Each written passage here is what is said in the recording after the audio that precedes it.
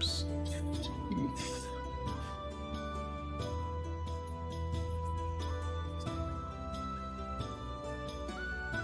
Alrighty, welcome back everyone to EtFA, Eberron, the 5th Age. I'm trying to make the acronym stick so that I don't have to spell it out every time.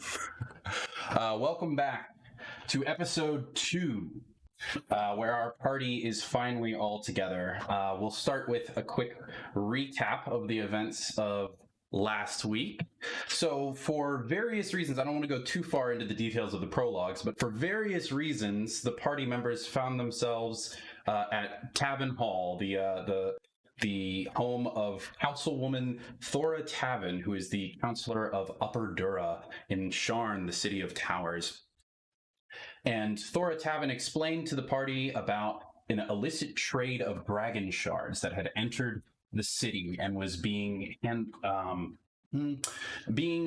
brokered by Boromar Clan, but these goods were stolen, raided by Dask, a rival criminal organization based predominantly in the Undercity, the Cogs, a region called Hyber's Gate.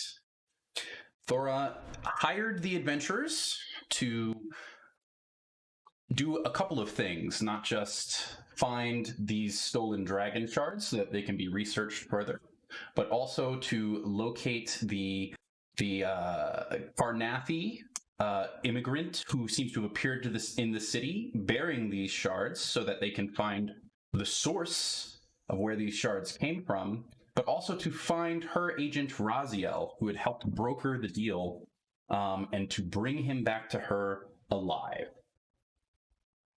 After their meeting with Thora, the party, on the advice of Zay, one of Thora's agents, visited a tavern called the King of Flame in the district Earth's Folly.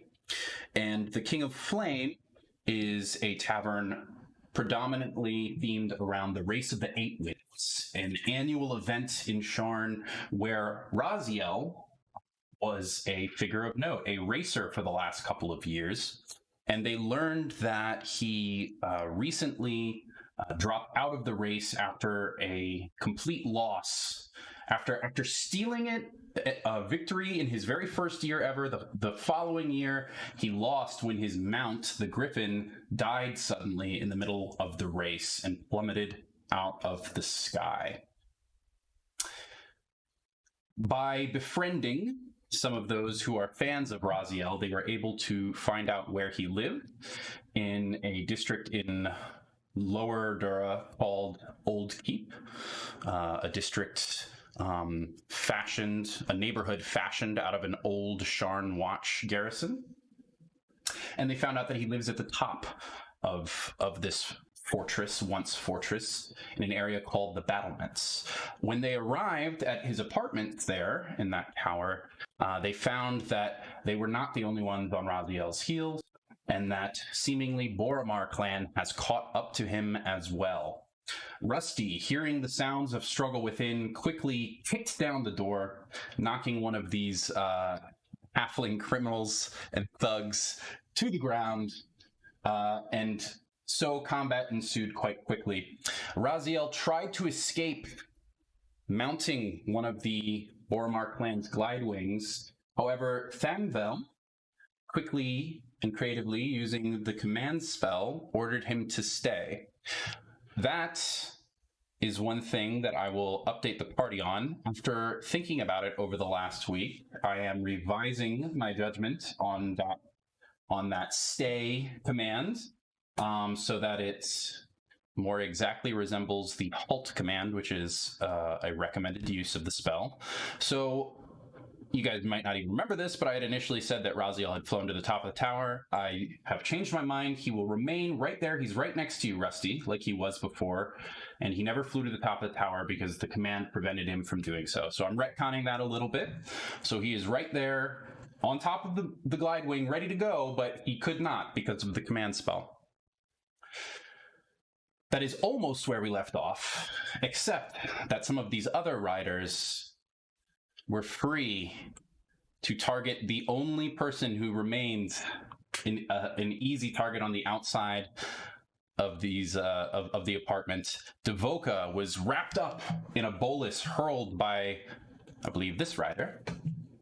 Restrained him, and then between the glide wings and the crossbow bolts, he was taken down and knocked unconscious. And that is where we're going to pick up, unless anyone has something to add to that recap.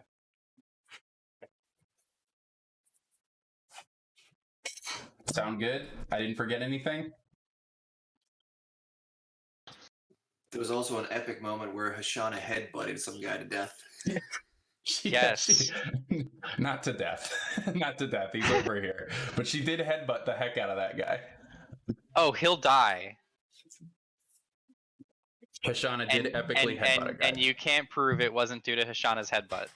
That is true. There is perhaps a 1-to-1 correlation. Alrighty. 100% of people Hashana headbutts die. We shall see if that remains true. It's like that. It's like milk, you know. Everyone who ever died drank milk, so milk kills you. Yep. All right. Well, we resume right where we left off, and Devoka is at the top of the turn order, which means that we will start with your first death saving throw. Oh no. Here goes.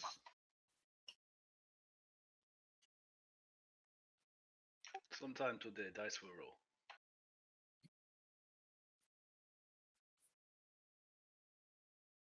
Know what? I rolled and rolled 20. And I believe you add your constitution to this as well, right? So.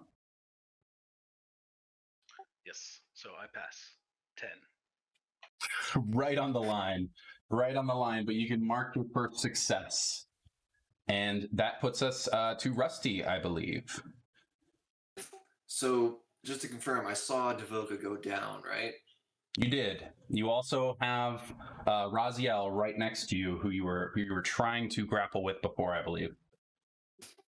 So, he squirmed away the first time. I'm just going to try and grab this guy again, make sure he doesn't get away. So, I'm going to, I guess, grapple him? You can try to grapple him for sure. And he will roll an opposed check. Why don't I have this? Here we go. Go ahead, give me an athletics check. 10. Right in the middle. Right in the middle.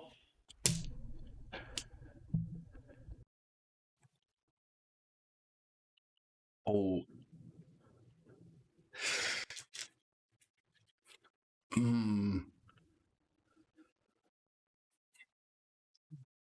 I'm gonna say that he fails. You get a good hold of him on his shoulders. He's still on the glide wing. As you grab his shoulders and kind of turn him towards you, you get a good look at his face. You can see that it's quite pale, clammy even, and there's a bit of a bloodshot look in his eyes, and there's definitely fear there as well.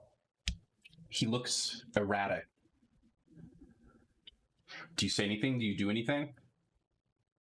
Pull him in, Rusty. Can I try and rip him off this thing now I've got him grappled? You can. I'm gonna do that. Do I need to do a action surge for that? I don't think so. He's failed his check, so he is grappled. I know the rules of dragging a creature. It means that you cost twice as much of your movement to drag a creature. I don't know if there's any specific stipulation for willing or unwilling. But for the moment, I'm going to say that regardless of whether he's willing, you can drag him a total of half of your speed. So you can drag him a total of 15 feet. I'm going to drag this guy into the middle of the room and say, you can't go anywhere. We need to speak. And then, I guess, let's see, 15 feet. I'm just going to drag him and put him on that bed in the room. And just kind of hold him down. You can get him pretty close. You can get him to there, I think. But good enough. And I guess that puts you, just put yourself somewhere adjacent. And we'll, hold on, let me bring this guy out here. The glide wing, you just yanked him above. Who I guess probably enter the initiative if he is his own separate entity.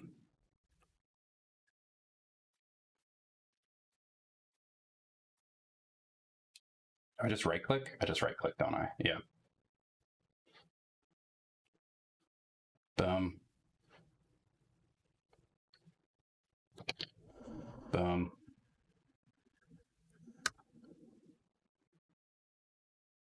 So he looks kind of like zombie-ish. Do I recognize this as like a undead kind of thing? Because I've seen a lot of zombies in my You day. can make a medicine check.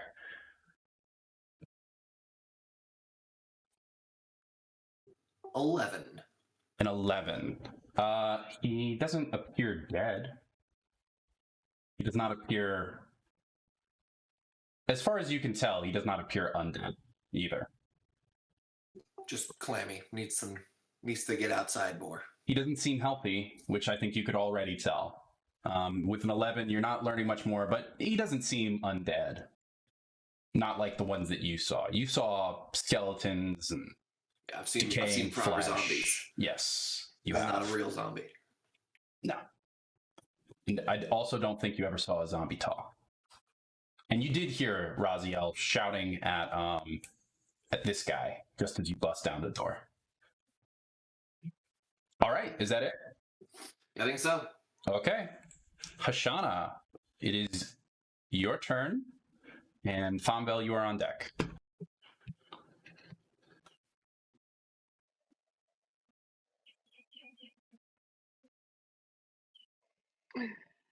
Hashana is overwhelmed with battle as this is not what she is currently used to, so she shouts to Thumbbell, "What do I do?"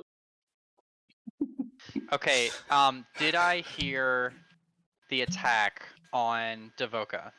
Like, Yeah. did I It's hear not that really- Devoka is in trouble? It's not really even a matter of hearing. I mean, you're incredibly close, and he's like right on the doorway. Mhm. I mean, I guess the way I'm picturing this is that if maybe you didn't see all the movements of those riders at all, what you Right. did see was the bolus flip by and him now collapse and fall down. You can see him right there in the doorway. So Hashana asking me for advice, I will glance back and forth once, and I'll say, "Go check on Devoka. I'll take care of things here." Perfect. And Hashana will make her way to the outside. Okay. And as you come out here, that will trigger this guy's prepared action, which I totally did last time. What a dope guy I am. Holding actions and everything. As he takes a shot at you, Hashana. He's definitely hitting with a 14 on the die. For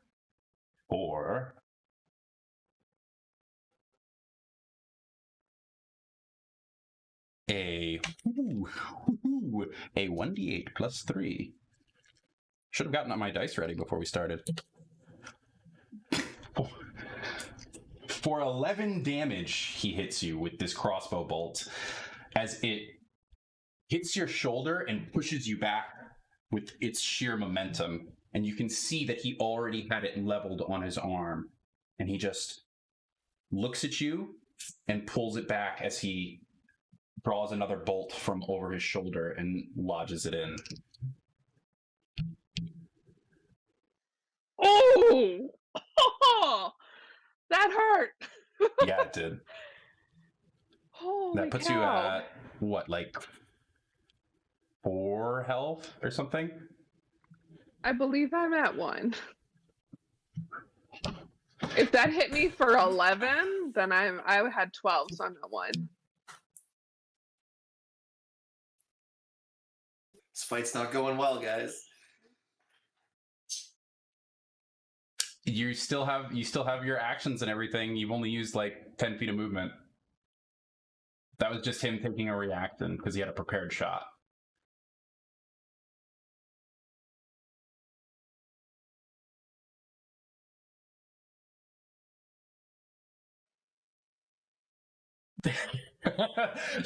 I know exactly what's going through your head right now, which is I was going to use my bonus action to heal Devoka, but now I need it. But do you recall, Hashana, that there is a way that you can heal yourself a little bit as an action? I don't remember that. Can you guide me a little? Take a look at your spells. One of them might be pretty good here. You actually have two ways that you can do this as an action and still use your bonus action on Devoka, as I'm sure you were planning to. I think you only use. Sorry, what was? I think you only use part of your movement too, so you could like heal him and then dip back into the room to get away. That's a good idea. I think I will move towards Devoka. Get close to Devoka. You're there. And heal him using Cure Wounds. Okay, now that's an action. And that would heal for, I believe, 1d8 plus your... just whatever your spellcasting is, so charisma.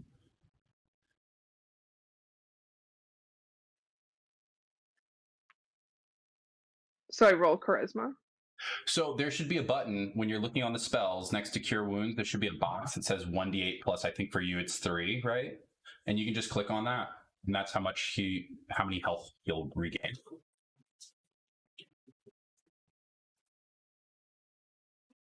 There's like, if you're looking at the spell description, there is a cast header and a button next to it. A brutal. I believe one. I rolled a 1. Yeah, it didn't add your +3, but I'm pretty confident that Cure Wounds is going to add your spell casting modifier as well. Which for you, your charisma modifier is +3, correct? Yes. So Devoka, you gain 4 hit points and regain consciousness. Hashana, it's still your turn. That's enough. That's your action. Yeah, don't worry. That's still huge to be able to bring him back up. That's still really good. Hashana, that's your action. You still have your bonus action and most of your movement.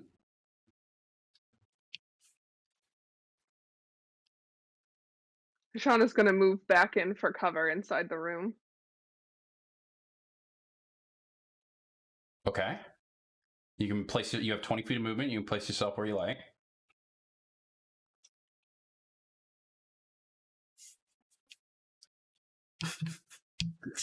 Oh man, him rolling maximum damage and then you rolling minimum healing back to back. That's just amazing. Let's not forget that just before this was 2 crits in a row. This is incredible. Sometimes the dice have their own story. You still have a bonus action. Can I use my healing light? You can use your healing light. Are you targeting yourself? Yes, I am. Would you like to use 1 or 2 of your d6s? I'm going to use 2. Okay. Go ahead, roll 2d6.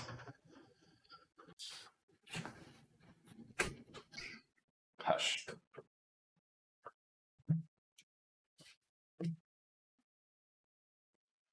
I rolled a 5. Okay, you regain 5 hit points. And we'll call it that's it. So Raziel is up next. Raziel is now thoroughly surrounded by the lot of you. He has no idea who most of you are. Although his eyes linger for a moment on Thomvel, you can see just a flickering look of like confusion just because your face is like a little bit familiar to him, but he has no idea why you'd be here. And he looks about wildly, and he puts that hand up in front of him. You can see those dark markings running up the length of his arm as he looks at you all and says, I don't know what you want, but I gotta make myself scarce here. I don't want to hurt anyone else. That's all he's gonna do. So is he trying to get out of my grapple? Because I think he can do that on his turn, or is he just...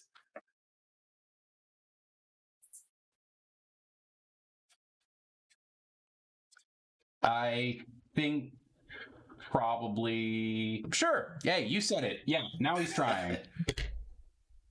He rolled a 17. That's Beat not that. good. All right. I'm good in athletics. Let's see. 22. Not a Unfortunately, chance. 22 is the advantage amount. 16 is your initial roll.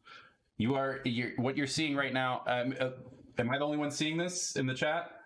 So what you have the option to always roll with You advantage. hit advantage by accident. Oh, shit. Yeah. So Alright, never 16 mind. being the first one out of those two, 16 is your roll, not the 22. Unfortunately. Okay, yeah. If you hold shift, you get advantage. I got it. As he now... Which is my now push to talk button. So let me change that real quick. Can I That's us. have responded to him saying Sure. this, not on my turn, and before he shook free, right? Sure. Go for it. Basically, I'll reach my hand out as if to, in a calming manner, and I'll say, steady. You're not going to hurt anyone, and no one is going to hurt you. And then, if he frees himself, he may.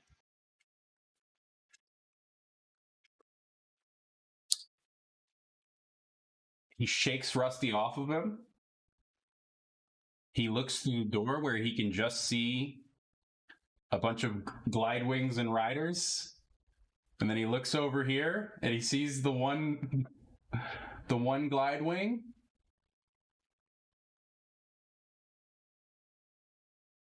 And then he reaches under his bed and pulls out a crossbow. Sits down. That's and not a loads glide it. wing. He goes,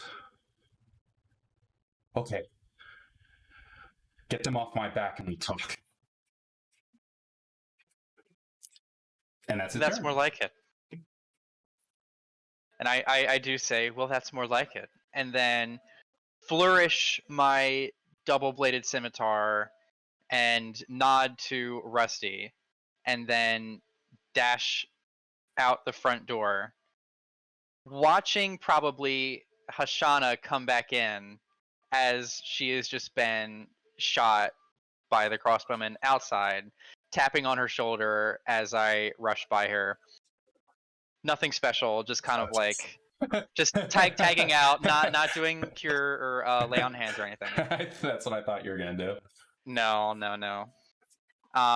So then I kind of like I'm gonna bolt out this door and just like lunge toward him, almost just like jumping from the threshold toward this. He's a halfling, right? To attack him. He is, yeah. They're all halflings except for Raziel. As I do, of course, Dvoka is going to catch my eye, and then I'll just kind of like look back at the halfling even more. What's the word? Indignant. I look very indignant at this halfling, and I will just like spin around and try and swing at him twice with my scimitar. Go for it. All right.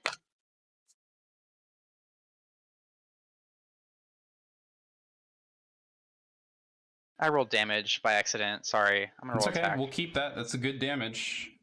And you critted! And you critted! You critted on max damage? Is that what just happened? Oh, well, one of your d4s is max. That's why it's green. Right. Very nice. Very nice. Tell me about that epic slash you just did. Well, what is the outcome of the slash mechanically? Then I'll explain it. He's down for the count. From 18 damage, he's down. All right. So what happens is I'm all about scooping, apparently. So I just I lunge toward him, twirl around the scimitar above my head and slash downward, and just carry his body with the momentum of the blade and hurl him just a little bit behind me with the swooping motion. You don't want to send my him sword. over the side? You could just Nah, muck into a wheelbarrow, dude. I might have questions for him if he survives.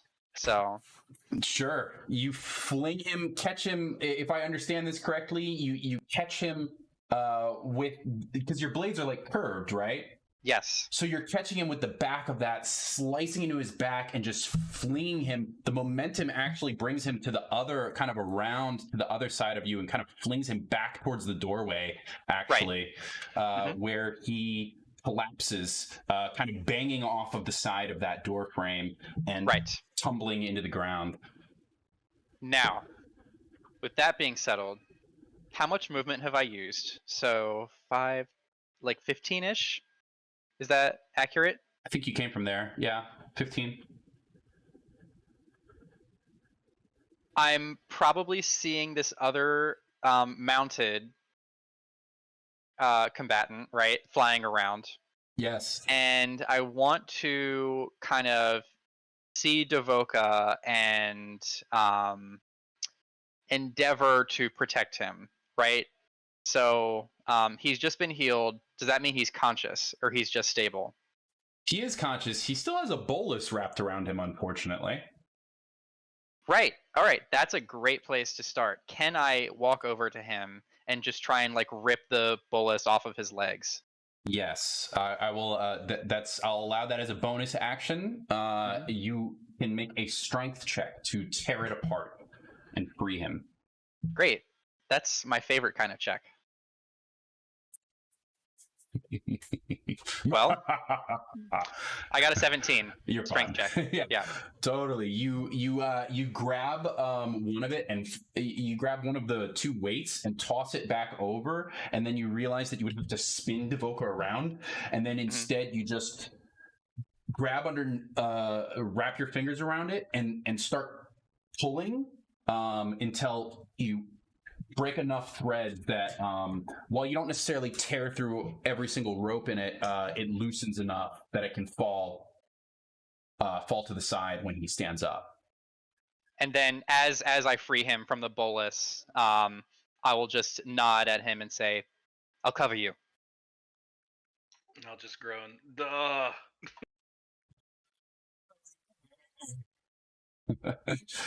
All right, that's it for you? Mm-hmm. Okay, so first up is this one. This one, riderless, and then ridered, and then yanked away, and confused. This beast is just taken off. It's just diving off of the balcony here and flittering away. Its rider is long gone, and it's not quite well trained enough to stick around. However, this guy's dead. He's out of here. Which puts us on this one's turn. This one,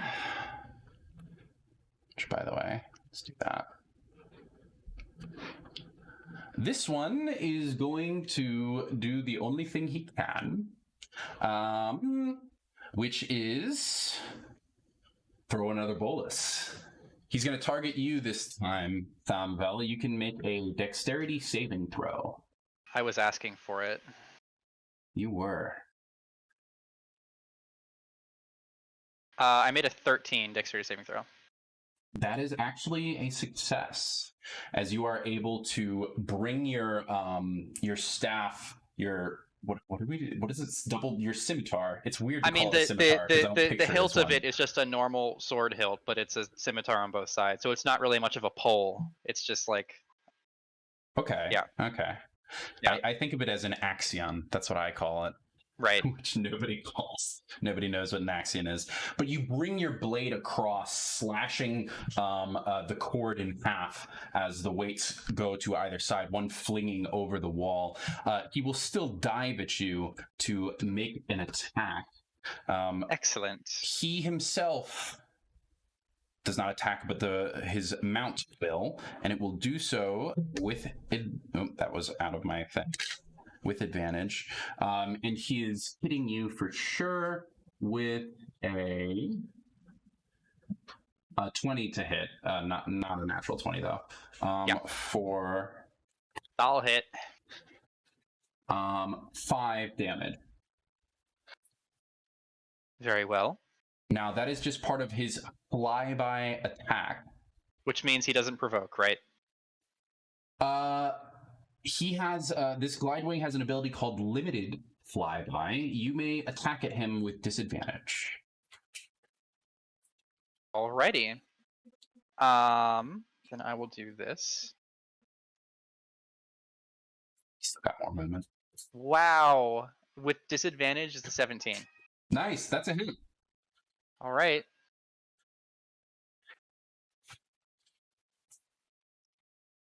Only a 6 for damage that time.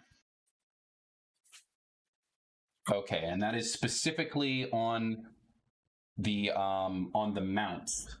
Right. Got it. Okay, and then he continues his flight, and he still has quite a bit of speed, actually. 5, 10, 15, 20, 25, plus 15. Yep, that's how far he can go. As he ends his turn over here. And then Devoka, we are to you. Okay. I stand up because it's bad to be laying on ground. Then I assess situation.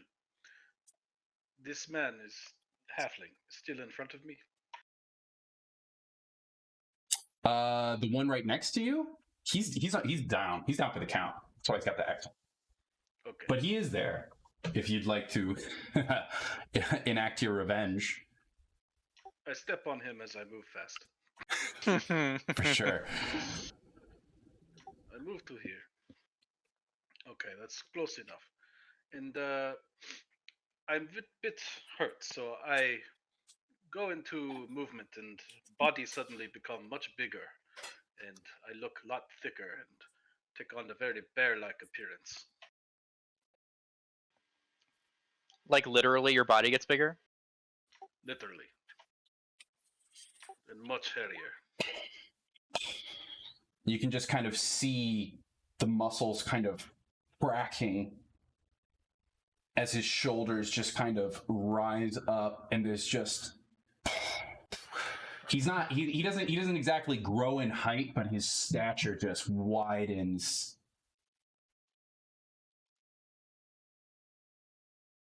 Yes. And then I will do a lightning lash in trying to pull creature to me. I'm gonna have questions for more than just Raziel. This guy, what is it, a dex save? It's some kind of save, right? Or a strength save, maybe. Strength 12. It has a 13 total on its strength saving throw. This is enough to avoid damage. Can you still pull it? No. Usually with cantrips, there's no like half effect, right? Just to remind you, by the way, yeah, that's correct. At least maybe at higher levels they do, but I'm not sure. Just to remind you, this one is already riderless. The other one has a rider. Just in case. Okay, I add my extra hit points and then I fall prone, shield up. And You intentionally go prone? I do. Okay. It's very hard to shoot crossbow with a man laying on ground. This is when you know someone is fucking hardcore on D&D. Is when they say, I drop prone. This is when you know that somebody is making a fucking tactical decision. I forgot you had a shield. Oh my gosh, this guy. All right, is that your turn? This is third. Okay. All right. I think there was a little bit of fuckery when I deleted that one glidewing off of the turn order. I think maybe because they share the same token. I'm not sure what happened, but we never actually did a turn for this glidewing. So that's what's going to happen now. Actually, it went to Rusty, but that's what's going to happen now. So this glidewing will... It does not have a rider, so it can only pick from the two of you. You just tried to lash at it, so it will logically come for you, Voka. As it swings down, it will do a flyby attack, flubbing it with a 10 to hit, and then it will try to move away as well. You can take a reaction to attack it with disadvantage. Okay, I choose not attack with I save reaction. No. Okay. It flies away. That's all it can do. Rusty, you are up. Pashana, you're on deck. Now there's a moment with me and Raziel. He's not running anywhere, right? He is there. In fact, he's drawn a weapon. I want to talk to him and say, what happened to Stepper? What? Unit S-3R, what happened to her? I want to kind of intimidate him. You can roll an intimidation check. An 11. 11. He looks at you. Your form is towering over him. And there's a moment of pause, but it's mostly just confusion on his face. He says, if this is what you came here for, then I have no idea.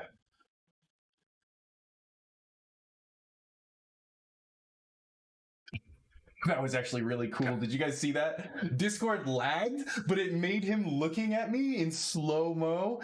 Oh, that just made me picture Rusty, like, almost furious at that news. That was actually a dope glitch. That was you literally turned in slow motion to look at the camera. Oh, that was so cool. Rusty's head turns 180 degrees to look at Raziel. Yeah.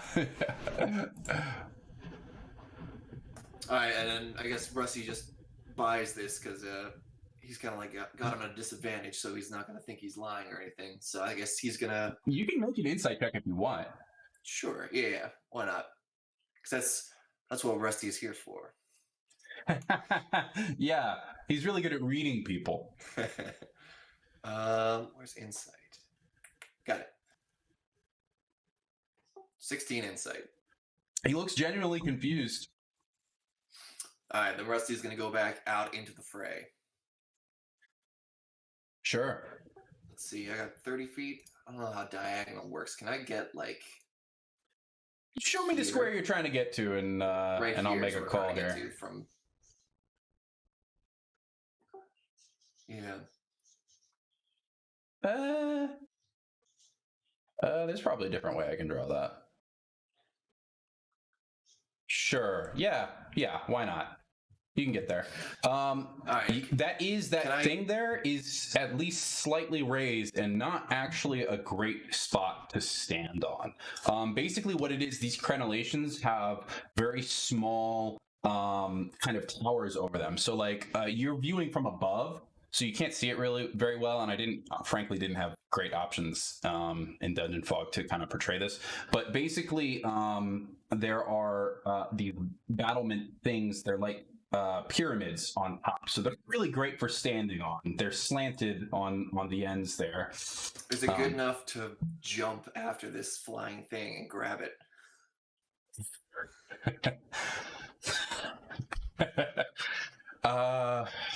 Because in my mind, this other guy is like trying to get away now, and he also might have information I need, so I got to go after him. So I'll take care of this glide wing, follow him. I don't think the battlement is in your way of jumping. I think your lack of movement speed is in the way of jumping. Unfortunately, I'm pretty confident that when you jump, that's still sharing your total movement speed. It's not like I could take an action surge if that helps. If you do an action surge, I'll absolutely allow you to try this. All right, I'm jumping. I'm going for this thing. Okay. Hell yeah. The one with an actual rider on it, right? Can I reach that guy? The guy with the rider? If I can just... It's going to be harder. He's farther away. It's going to be harder. Or can I jump on the one closer and then ride after him?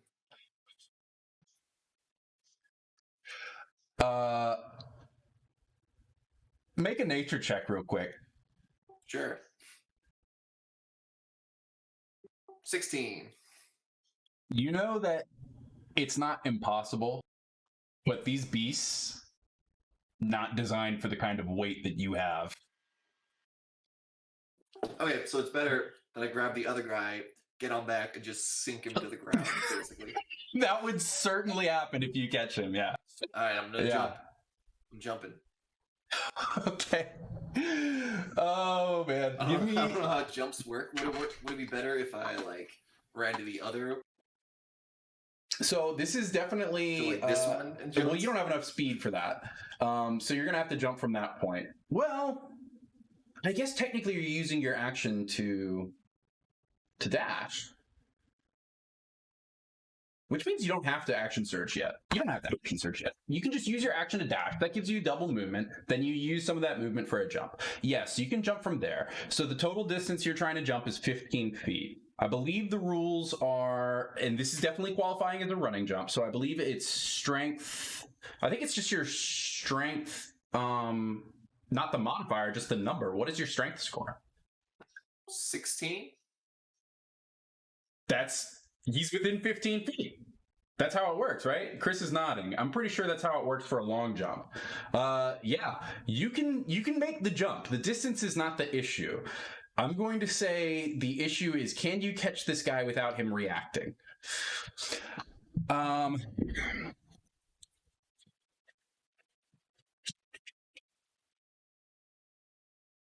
Give me your choice, athletics or acrobatics.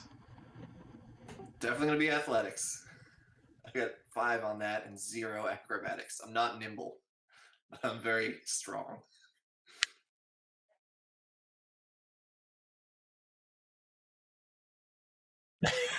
That's a 10. A 10. Right down the middle. 50-50 shot here. Luckily for you, this rider rolled a 7. Woo! Got it. As he tries to bring him, he sees you just across the stone battlements. You jump up on top of that spire thing, and he turns back, getting ready for a shot. And it's at this point that he realizes, he looks at you.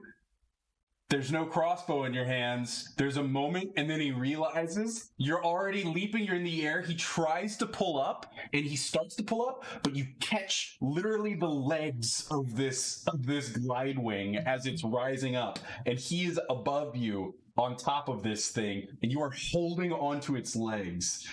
It immediately begins to make a big scream, and it's trying frantically. It's not going to stay in the air for long. I weigh 300 pounds, by the way. Yes, you do. Yes, you do. So am I just taking him down to the earth? You are. Dashing took your first action, so technically I'm going to say you didn't need to spend your action surge yet, because you didn't actually use an action yet at that point. So if you'd like to use your action surge now, or your bonus action, now is the time.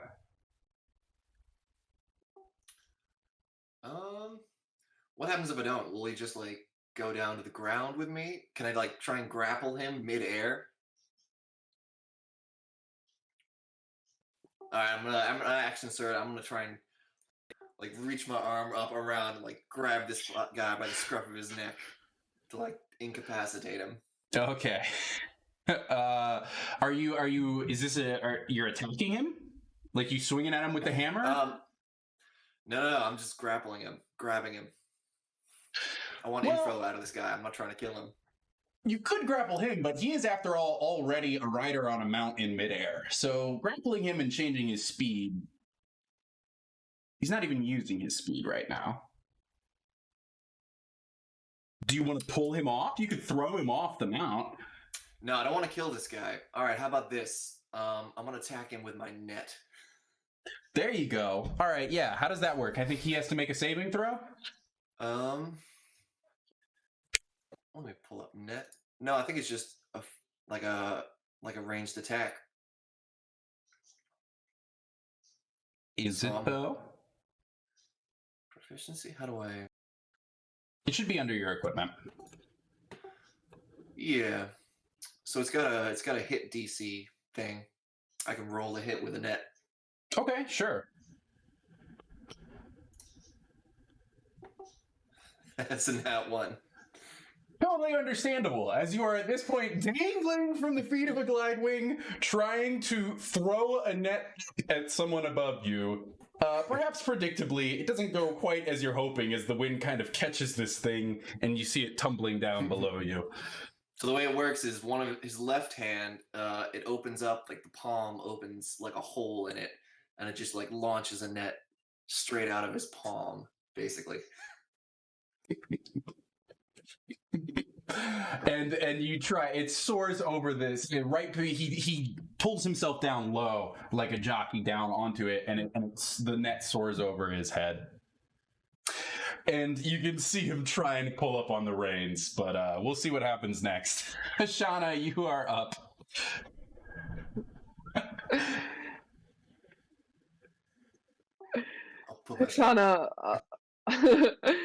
Shauna looks around the room and notices that it's just her and Raziel. She looks to him and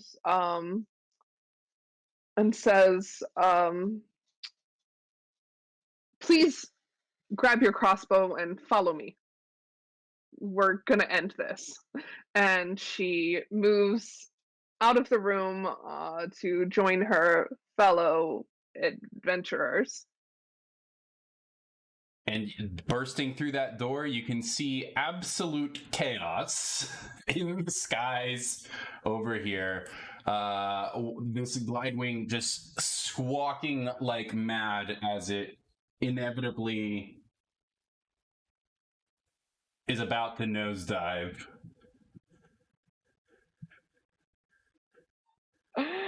This is crazy. Shauna has never seen anything like this before, so she is just totally agape. I think. Hold on, let me move myself.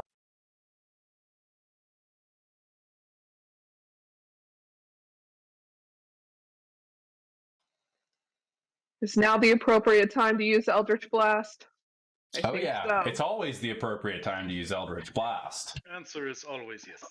Yes. I think we're doing it. She's going to use Eldritch Blast to try to get those little thingies. Now you have 2 targets. 3 if you count Rusty. Actually, really, you have 3 real targets. And forget Rusty as the joke. There is the rider and the glide wing are separate entities. They're represented by 1 token when he's mounted on it, but they are separate entities. So you have 2 glide wings and 1 rider you can target. I'm going to target the rider. Okay. Go ahead, give me that blast. Give me the blast! Give me the blast!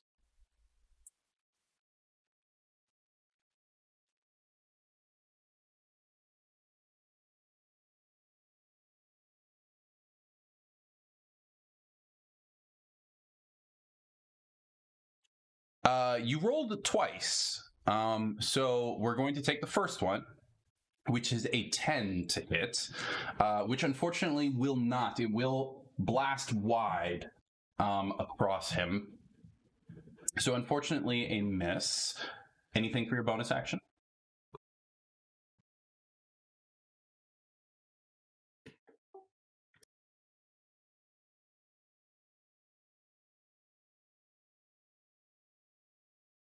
I think you have 1 option for a bonus action at the moment. I do. I think I can hex him, correct? You can. Mm-hmm. Yeah, let me hex that rider. Okay. Now, when you hex him, and I know that this is a usually annoying extra step, but it actually really could be useful here. When you hex him, you can pick an ability score to specifically hex, and he will have disadvantage on any checks for that ability score. So you would be picking one of the 6 core, like dexterity, charisma, intelligence, wisdom, strength, constitution. You would pick one of those 6, and he will have disadvantage on all checks related to that ability. Hex his strength. Okay, very good. Good choice. It's usually the one that's relevant. Okay, his strength is hexed. Is that your turn? It is my turn. Thank you. Boom. All right. Famvel will at this point bust back out onto his own balcony, see some of the chaos that's going on.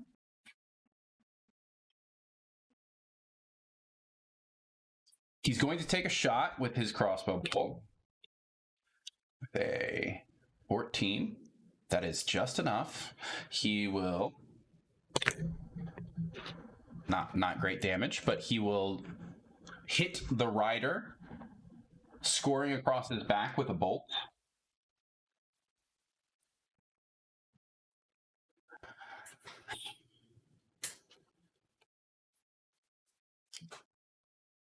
He's going to see Rusty hanging there.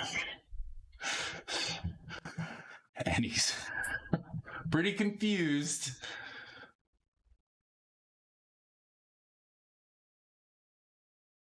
He's going to climb onto the fence of this. Let's give him a check. Yeah. He's going to climb onto the fence of this balcony, and then from there, step up and reach to the top of his own apartment. The roof obviously is not pictured, but there is one. And he climbs up onto that and gets up there and stands about there, looking down. And that is his turn. Thomvel. All right, so I watch Hashana walk behind me, hurl off Eldritch Blast bolts, which I haven't seen before. So like as that like lights up in my periphery, I kind of stagger away from it. Watching Rusty jump and grab the legs of this Glidewing, however, I'm more inclined to just run forward, get up on this battlement, and just like glance around the area bewildered.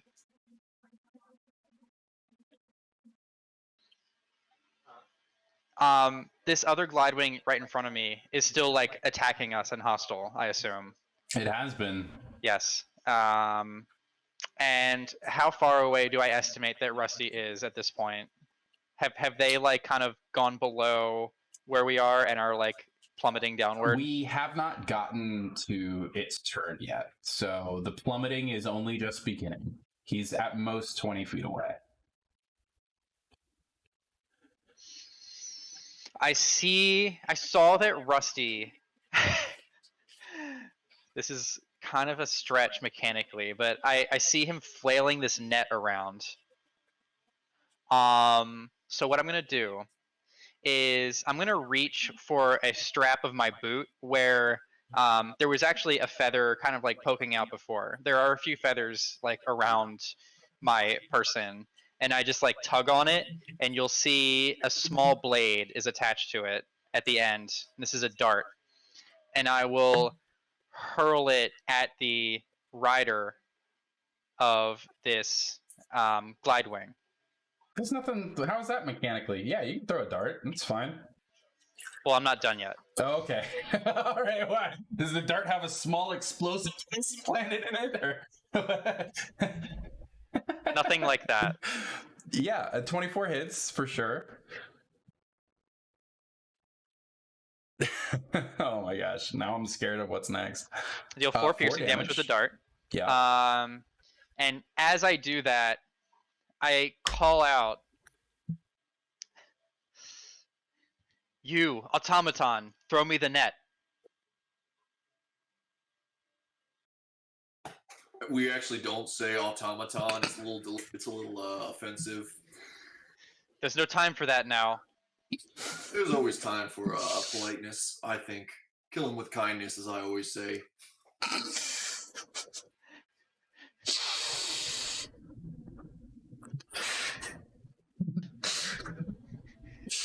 I'm trying not to get you killed. So that's probably the end of my turn. As long as a conversation can go in initiative, I think. Thomvel now has a history of offending minorities, actually. Which is... I'm pretty privileged. Pretty funny. Is that it? You request for that net to be tossed to you? You're good? Okay, cool. Well, right. I do have infinite nets, basically. Yeah, I'm not worried about your nets. You've only used one so far anyways, so... Alrighty. This thing is plummeting. It is going to, I will say that the first thing that's going to happen is that it will fall. It is trying to stay in the air, so it won't fall its full speed of 50 feet. Just for reference, you're maybe 100 feet in the air right now. I think it will fall about half of its speed. So it will fall 25 feet downwards. The creature itself, I think the creature needs to spend all of its energy just trying to stay afloat. The rider will slash at you to try and dislodge you with a 16 to hit. 16 does not hit. Sorry, 17 to hit. 17 does not hit. Very good. All right. This thing's a beefy boy.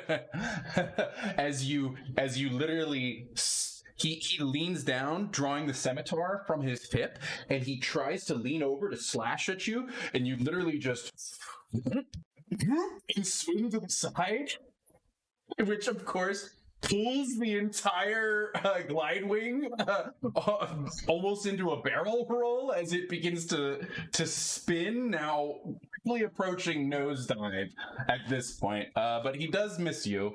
And I think that's all he's got, unfortunately. He is plummeting lower now. I don't really have a good way to represent heights on this map, but he is plummeting lower. No actual, like, just down. Just y-axis movement. Devoka, you are up. Okay. How close to ground now is Rider and Robot? 75 feet up, so 25 feet below the top of the monuments where you're standing. Okay. Normally fall, but try to fly, so not fall so hard.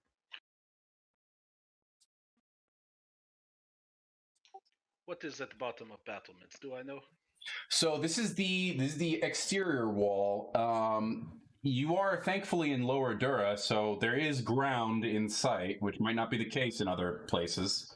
But yeah, I mean, basically you would be landing into the surrounding streets of the Old Keep District. Paved stone down there. Well, not paved, but cobblestone, I guess. It's obvious they're going to hit the ground. So Voka will move here and look to Tamval and Hashashana and say, "You have man, I assume. See you soon." I will stow my shield and I will take a running leap and corkscrew dive at the halfling and glidewing. I knew you were going to do it. We have what? You were going to do it. I leap knew you were from gonna do it. battlements and I charge at the halfling and gliding thing. Okay. Okay. Getting to within, see if I close distance. I only need to be somewhat close. The 25 feet down?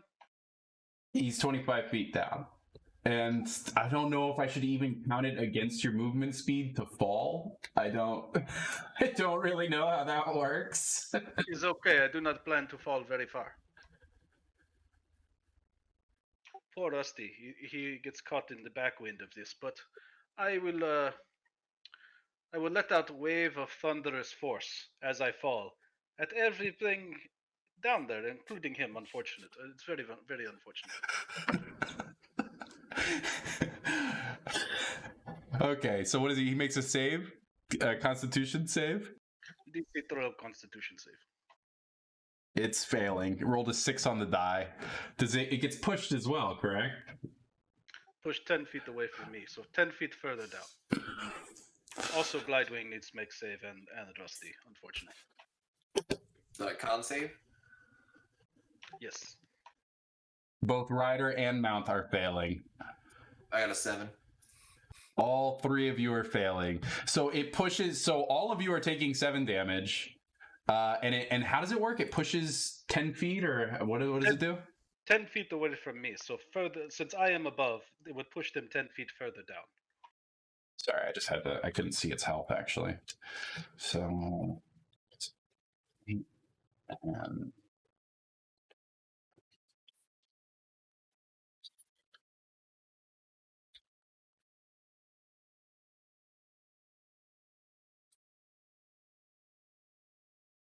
why is this so hard for me right now?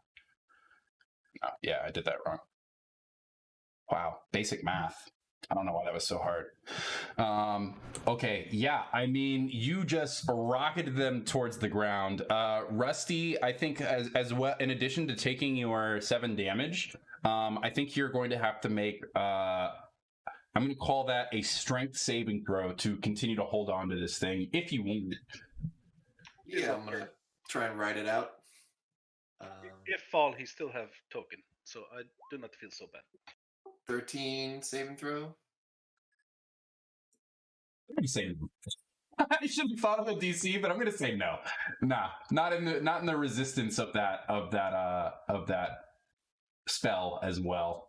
So you lose your hold on the bottom of this thing, as does the rider. Blast it off. I guess at this point I should reimagine this like so. And I guess you're over here, this thing's over here, that thing's, I mean, I don't have enough space on the grid, but you've all just been blasted apart and downwards. All 3 plummeting now. You are all 3 plummeting. Do you have a reaction, either of you? But both Devoka and Rusty are in free fall right now. It's okay. I cast first level spell, therefore I can fly 10 feet at will. And I will land back on battlements. You crazy bastard! You son of a bitch! That's true. That is crazy. So you just float back onto the battlement. You mad? I saw that ability and I was like, when is that going to be useful? You just airbended.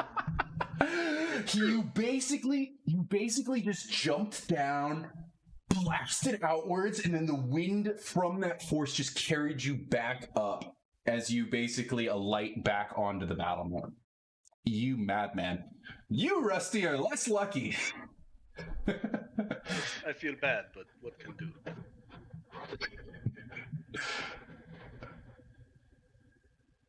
You are falling right now, Rusty. We can come to you later, but you do have the chance to do a reaction. I don't think I have any reactions. Can I? The only thing I would want to do is grab onto the halfling. That would be tough. We're basically in the realm of of skydiving to see how good you are at maneuvering your air resistance to make your way to him, which sounds like a pretty tough thing to do. That's what I'm gonna do. We will save that for your turn then, because I don't consider that a reaction. Okay. End of turn. This thing, I think this thing is feeling pretty defeated. I think it is well trained. It is well trained, however. And it is going to try to dive down. Yeah. Yep. It's going to try and save the rider.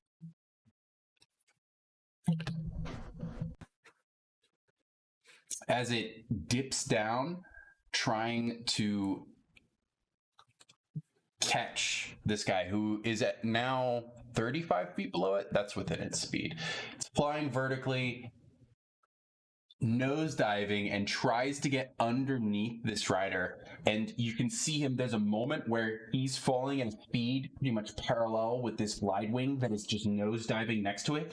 And he reaches out and his fingers are brushing on the rein, and then a draft blows him just a little bit further away and he can't catch on to it.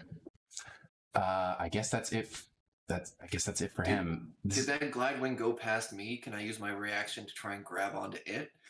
Oh, you crazy son of a bitch. I want to use it to, like, stupid. Tarzan swing. I can't picture where you're all placed. Sure. Go ahead. That's your reaction, I guess.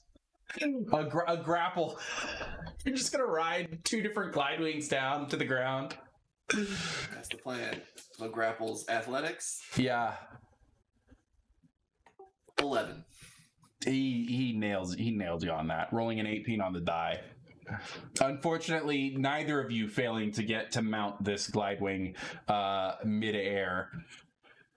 I guess now that the rider has been dismounted, I guess I have to add this other glide wing back into the turn order. So let's do that real quick. We'll roll him an initiative. This is getting weird at this point.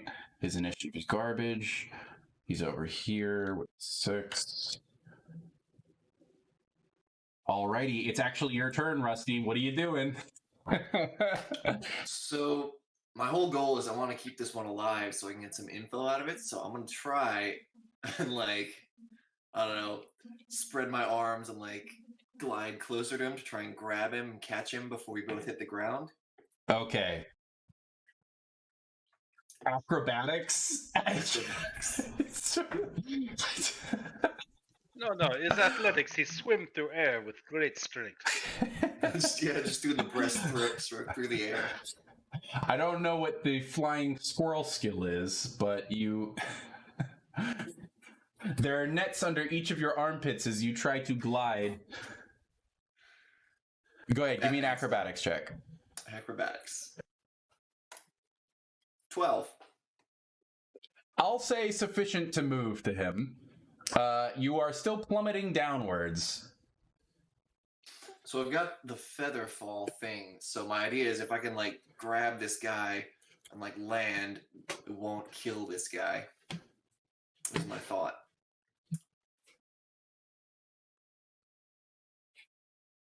So can I just try and grapple him again? Yeah, I'm sorry. I'm trying to look up falling speeds. Yes, you fly to him. You can definitely try to grab him again. But I'm trying to figure out how much time you have before you hit the ground. There's almost no time. I think standard falling speed is 500 feet around. 500 around?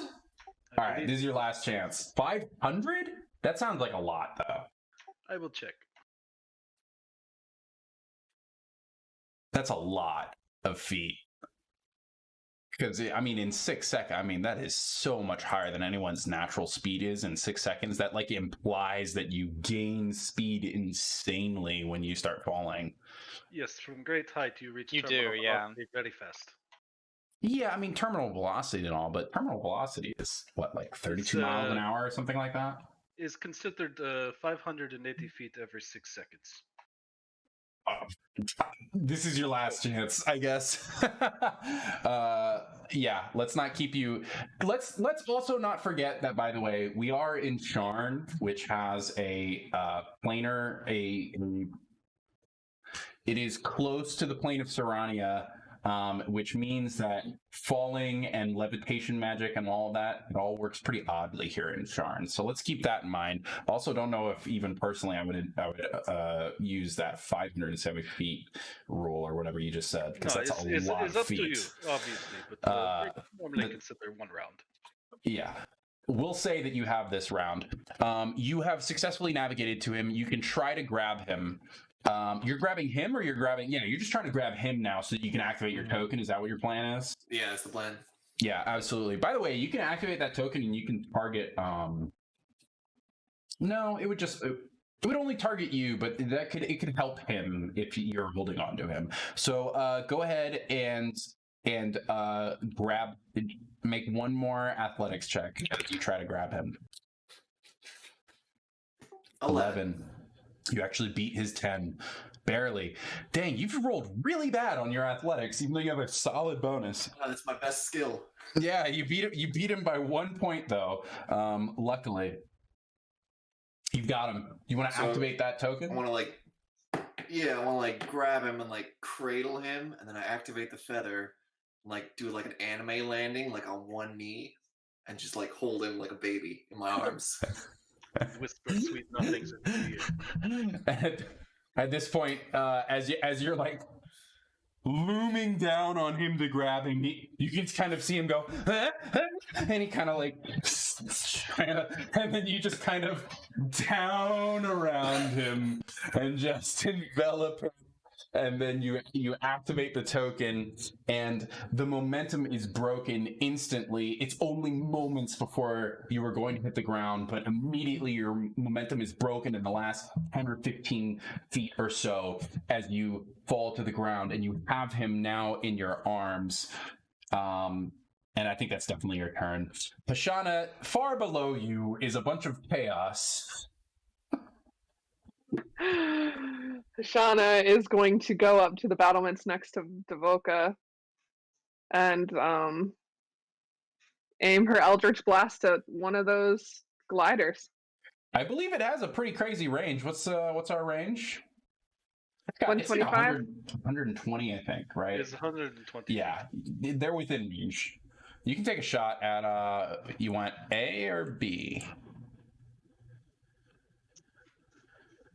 B doesn't have the rider, correct? I guess no one has the rider. Neither Let's of do them B. have riders anymore, yeah. B? Let's do B. Okay.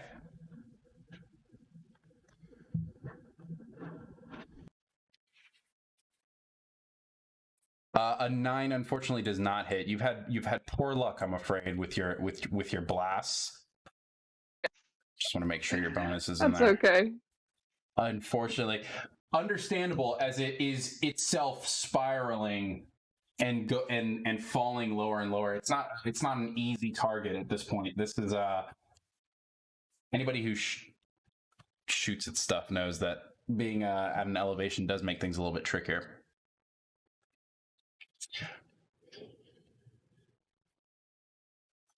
That's the glide wing, not you. Any bonus actions? Can I hex him? You can move your hex as a bonus action. Actually, no, I think your target actually has to die before you can move it. I don't think you can freely. Yeah. Your hex is you're out of spell slots to cast a new hex, and your hex is currently on that. Which, by the way, we should put a marker on that. We'll do that now. I'll do that now. Heck. Oh, that should just be the dead marker. That's what I should have done earlier. Well, you live and you learn. All right.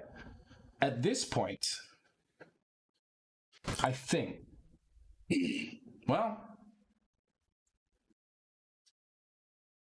do you have any other movements, Tashana? Nothing that I can do from afar. Okay. Raziel has little he can do other than look over the edge of this tower and look at the three of you on the battlements and look back and forth and say, "You must be some kind of madman." Looking down at Rist, who is just on the ground now, 100 feet below. I don't think he has really much more that he can do than that.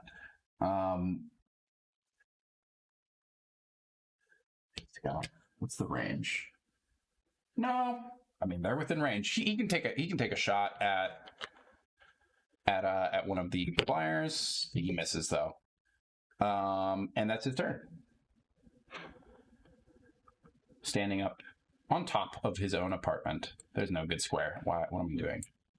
There we go. There's no good square. Tombo.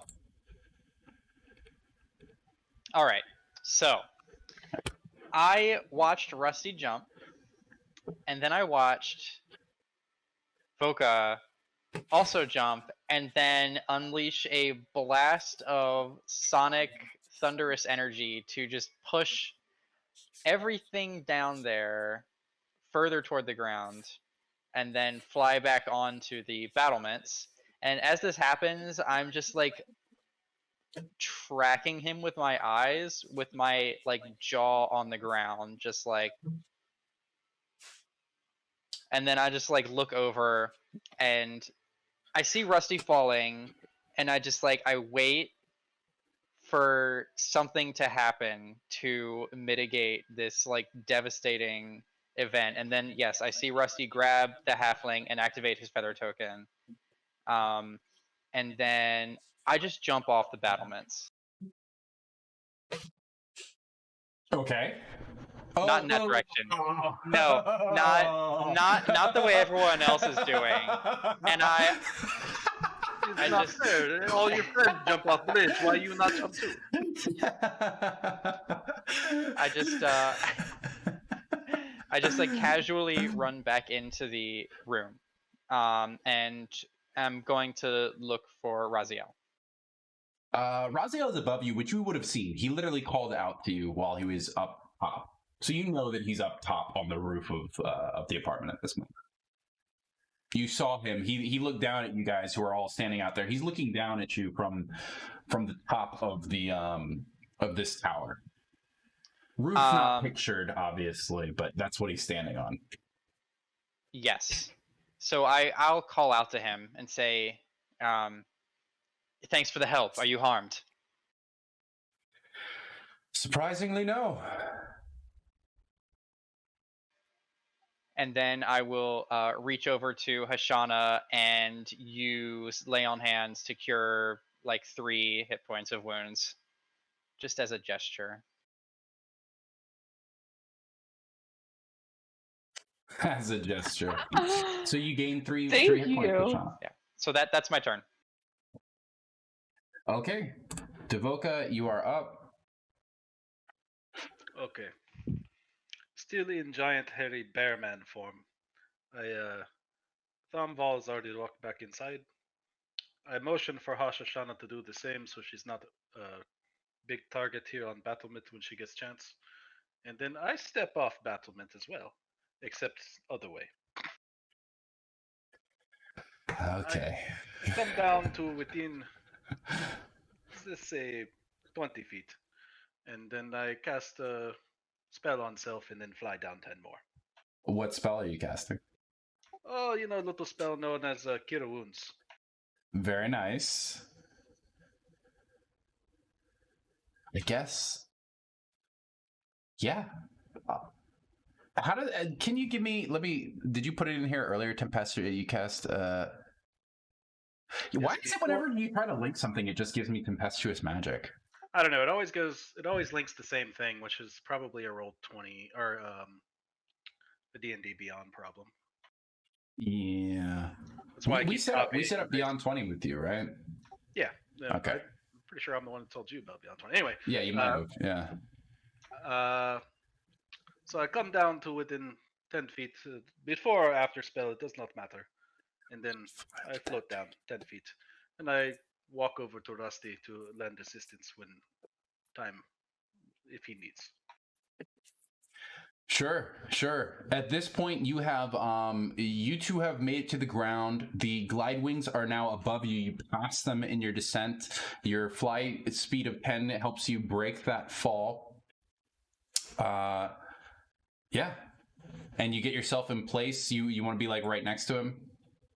Yes, I will be next to Halfling Man and Rusty, and I will produce shield, as now I do not need to cast spells, and it is difficult to cast spell while hold shield. Okay. End of turn. Okay.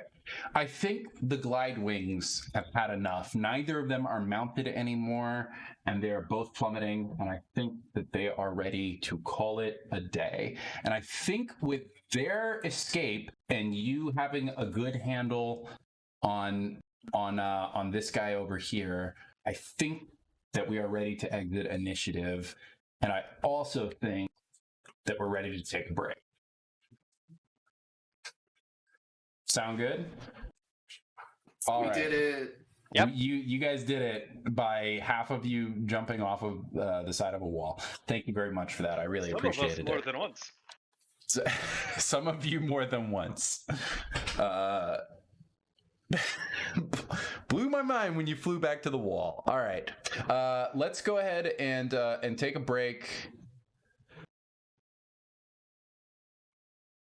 Got about 10 minutes, 5 to 10, and we will convene back here. So let me throw up our BRB screen, and we will be right back.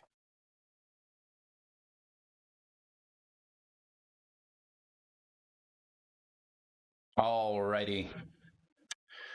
We are back. So, as it stands at the moment, half of the party is down below now in the streets of Old Keep. I believe we were speaking specifically as you guys approached this apartment that it was twilight. So I think that it is dusk now.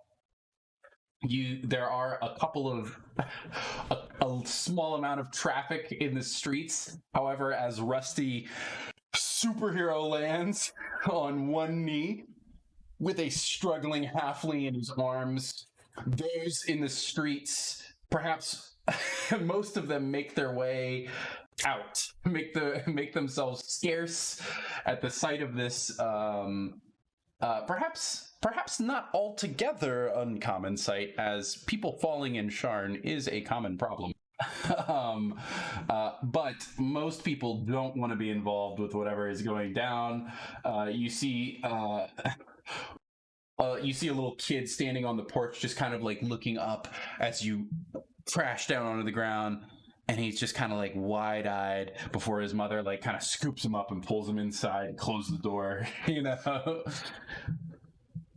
Can I address like the people and be like, nothing to see here. It's all under control. Go back to about your business. Yeah, you can do that if you want. It's I'm not sure how convincing it is with this guy in your arms going, "Let me go!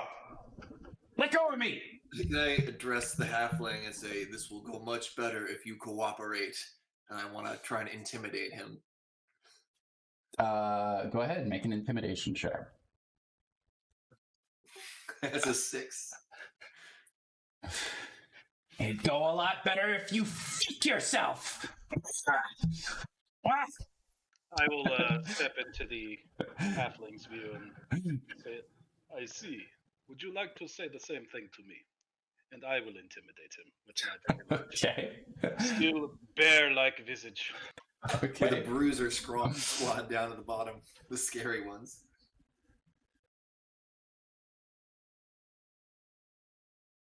Wait. Oh, perfect! You guys can go fuck each other then!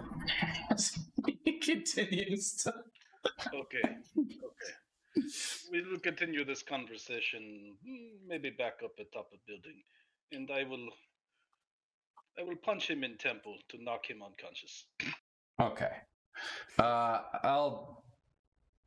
Let's eschew the damage rolls. I'd say that you have advantage with him being grappled / restrained, and as many times as required in order to make this effect happen. He was close. He was close as it was. So we'll say that you give him a good one across the jaw, and he kind of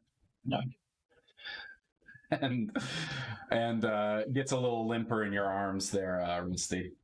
I'm gonna wrap him up in a net and just like chuck him over my shoulder. Yeah. It's trivial weight. I look up and think, turn to Rusty and say, I suppose we should walk back up, but it's a long walk and we jumped so far. I'm very good at stairs. Okay. So you handled yourself well back there. I know. I guess we head on back up the long stairs back up to the top of the tower. Yeah, there is the battlements has more than one entryway. You had initially entered on I guess the eastern side, which is somewhere kind of below our map over there through the main gate. However, when you were notified about where he lived, you did see that there was another entrance on this side of the wall that you can make your way towards.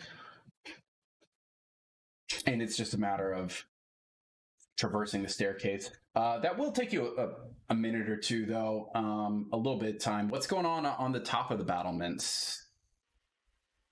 Right, so having witnessed that situation seemingly resolve itself at the bottom of the battlements, or at the bottom of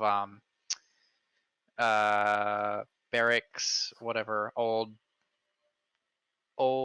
what's the name of his neighborhood? It's Old Keep is the district. Old Keep, right? Old Keep.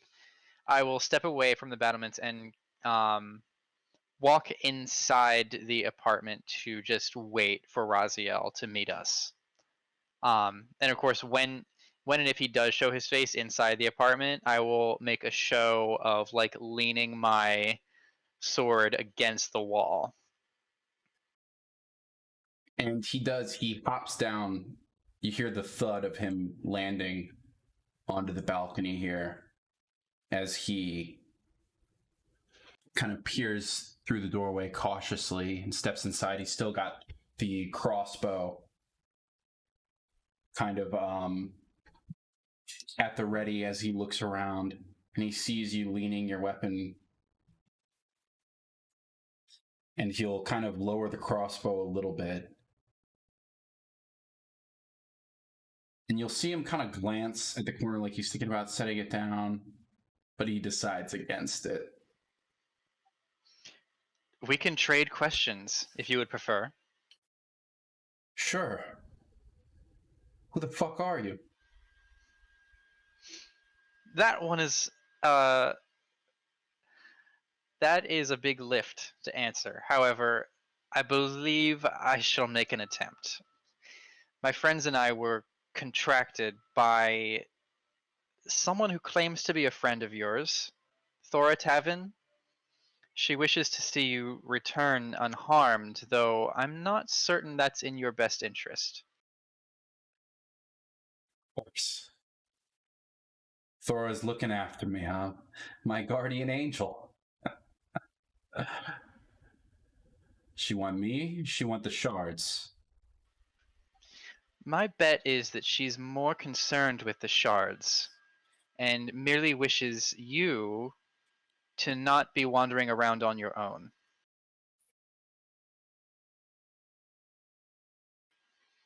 Tell me, what do you know about these shards?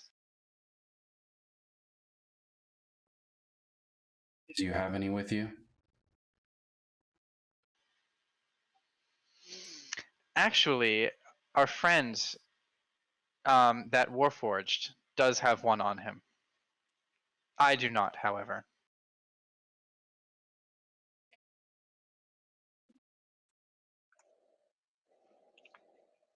Hashana perks up at the mention of the shards and steps back into the apartment, sits on the bed, and pretends to meditate. Pretending? You want to eavesdrop, I guess, is the idea? Yes. Okay. Give me a performance and or deception check.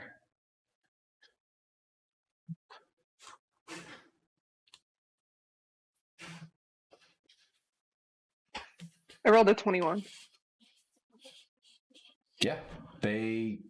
You settle yourself in. Where do you position yourself? You could sit on the bed if you'd like. Or... Yes, that's where she'll be. Sure. Yeah, you position yourself over there. Thombo, I'll put you inside. Kind of get rid of some of these. Let's clean up the map a little bit. It doesn't matter. The map doesn't matter. Yeah, you do a convincing performance, I guess, as you seem to kind of check out of the conversation a little bit, but you're still paying attention. You're still listening to what's being said. And he kind of looks at you, Raziel, as you cross and over to his bed and then sit down and fold your legs up. Raziel's just kind of looking back and forth at you. I feel like we would both just pause to watch her walk in and sit on the bed. Yeah. You just kind of hear him say, "Yeah, make yourself at home, why don't you?" But if you continue, you just kind of disregard him and get zen. He'll look back. I won't say anything about that. He'll look back to you and say, "Thora might want the shards, but she wants me too, I'm sure." She gets her claws into someone and she refuses to let them go. Well, you can tell her that I'm out of here. I'm leaving the city.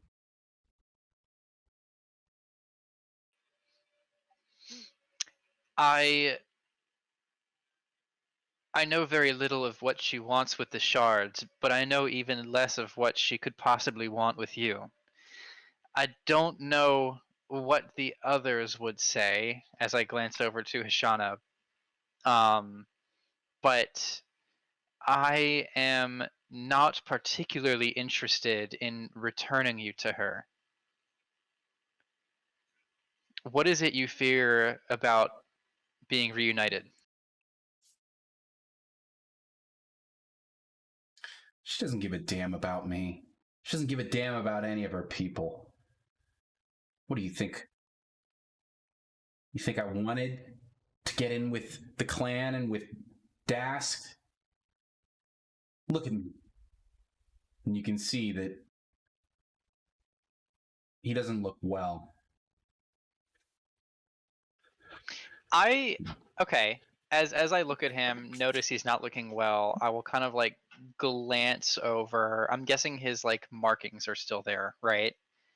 I guess a medicine to just do a cursory examination to see like what kind of unwell he is.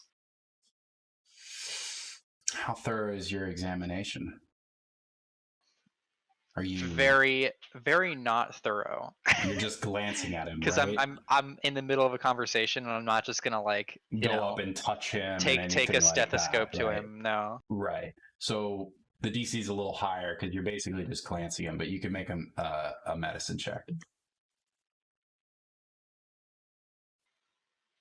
Well, it was an 18. With an 18, you can see the pallor of his skin, see the sweat, and you notice that the crossbow at his side, just faintly you can hear a little bit of a clacking as it is shaking a little bit. His grip is unsteady. You're pretty confident that this guy is strung out.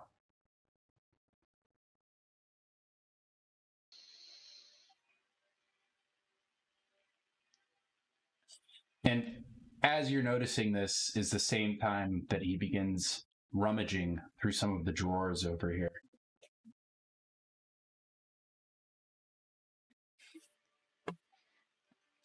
Rusty Devoka, before you continue, I think that you have made your way up to the top. You can kind of enter back into this at the top of the battlements. We don't really need the map very much, but whatever. I think everyone in the room kind of hears the tail end of a conversation where it's having like, so are you a man or are you a bear? It's mostly man, sometimes a little bit of bear. You know, it's helpful. Very cool. I respect the bear. Ah, yes, bear is very big, much like Voka. We're just like chit-chatting as we walk in this room with a halfling over my shoulder. Sacked up in a net too, yeah. Yeah, absolutely. And you make your way in. You come into the room, it's like, the racer. Okay. You've asked questions already, I assume. What do we know?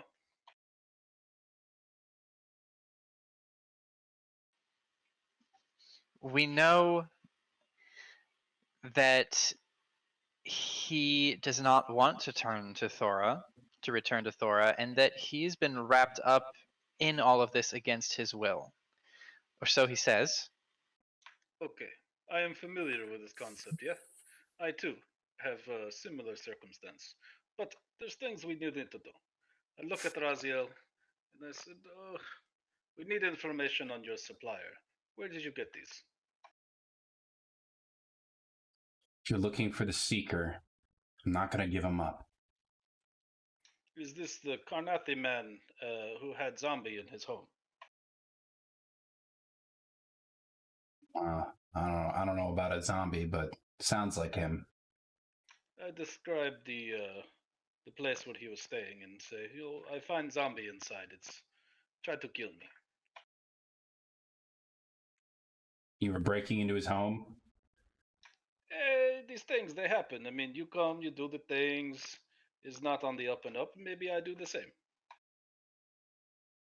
Sounds like a defense mechanism. It's just protecting what's his, right? Yes, but still undead tried. Wait a sec. When was that? This was several nights ago now. Two nights ago. Just it was last night. Oh, last night. Yes, it's been so long and so much has happened. I forget. Still, I need to know where your. So you're the one who took the shards. I did take the shards, and then in turn I had them taken from me. You fucked me! It sounds to me, friend, like you fucked yourself. What is this?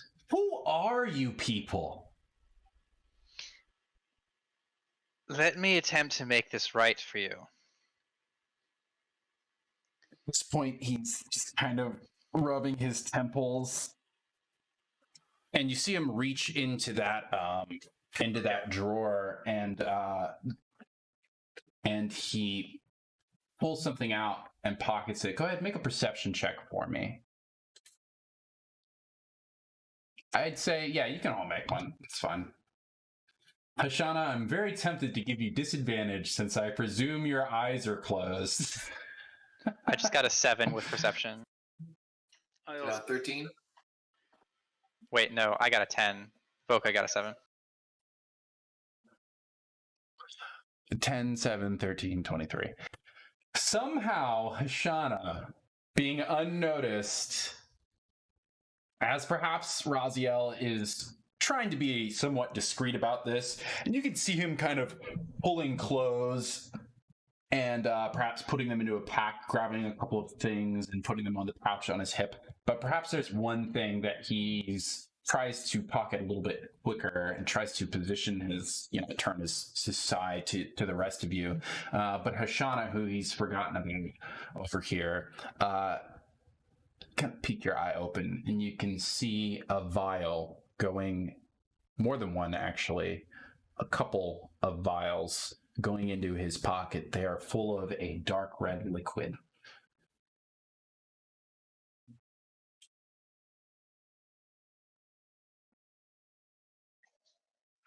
Shauna opens her eyes fully and says to Raziel, wait. You have something there. Would you like to share what that is? Excuse me? In your hand. You can open it. I'm sorry. I'm packing up my belongings because I'm about to leave the city forever. If you guys forgot, this is my apartment, and these are my things, and I will do with them what I will. Okay. Maybe you do not see situation clearly. I do not know what has been said already, but we have been tasked with finding you. And more importantly, we want to find your supplier. If you do not give this information to us, I will settle for you. Take me in, huh? Is probably not very hard. I instinctively take a step away from Voka. Fine. I'll pull the vial out, and he'll show it.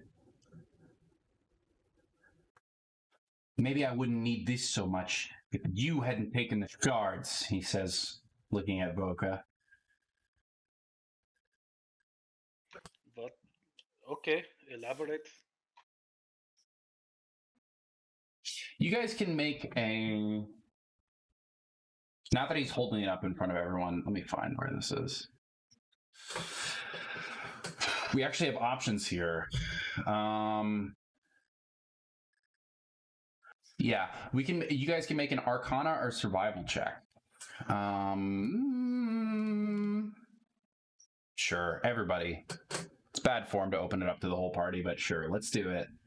23. 21.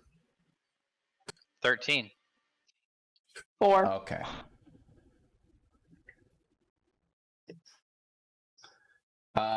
Everyone with a 10 and up. Well, no, that's showing. He's waving it about. So I think the people who know are Devoka and Rusty.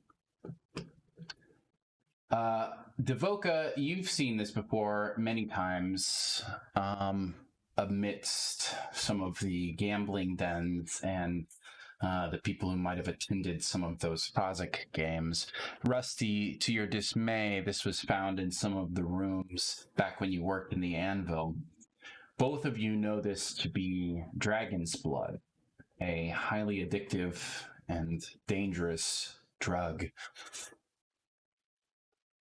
You both also rolled high enough to know that dragon's blood is known to be able to enhance the effects of Dragonmarked.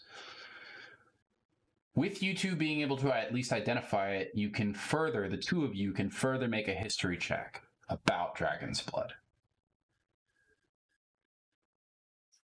18, even with a -1. 7 with -1. Rusty, you know that this dragon's blood is predominantly dealt by Dask and Sharn. And you also know that in the narcotic game that while the more commonly accepted narcotic in the city is known as Dream Lily, widely tolerated in the lower wards, and even there may be dens in some of those higher, in those upper wards where it is tolerated without being technically illegal, but not being enforced. Dragon's blood is considered taboo and is not something that can be carried around without the watch getting involved or without the authorities cracking down on it. As Rusty will address him and say, "Apologies, sir or madam. I think we may have started on the wrong foot. I am Rusty, and we are here for information. I need to know what happened at the Anvil." I'll tell you what happened. Dask caught wind of the deal. Probably my own fault, I have to be honest. And, well, they came for the shards, I guess. Not that it mattered. But the shards weren't there. They weren't. It had already been stolen. Wait, Voka, you stole the shards and then someone stole them from you. Where did they end up? Well, it might surprise you to know that Dask ended up with shards.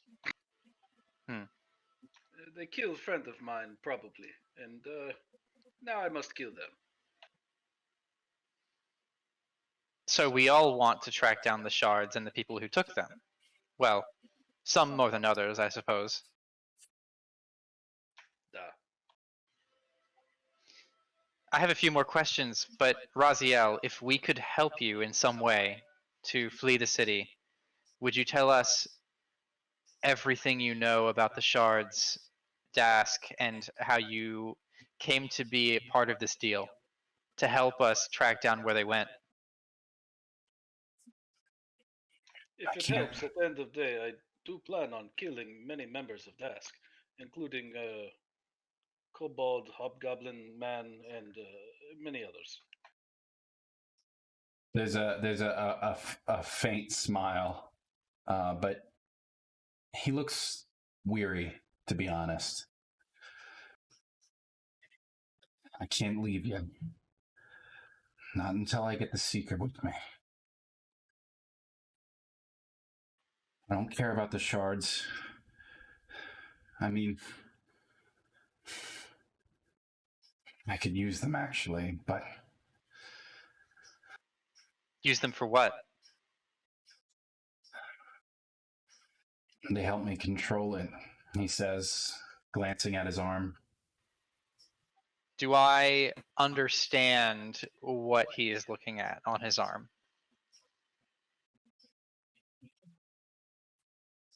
I think the existence of dragon marks is common knowledge.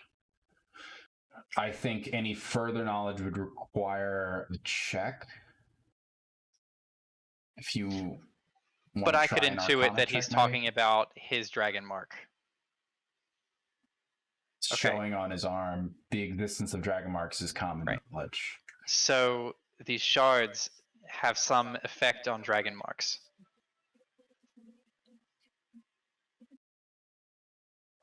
I don't know. I've heard that they can augment them.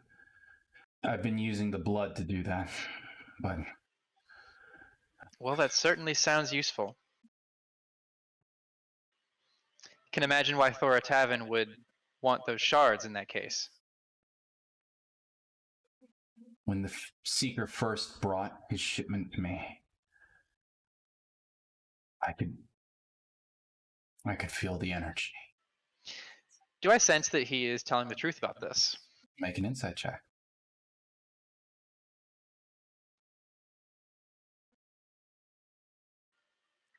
I have an insight of 12. There is a bit of desperation to him that makes you unsure. But otherwise, you don't feel like he's lying.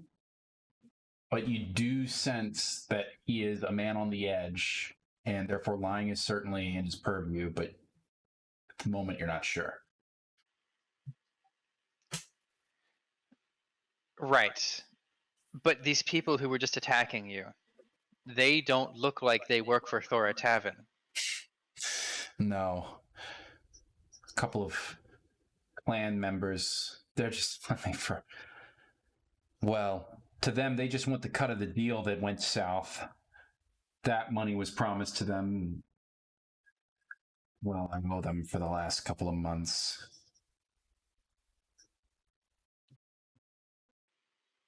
The Boromar Clan, you owe them? For what?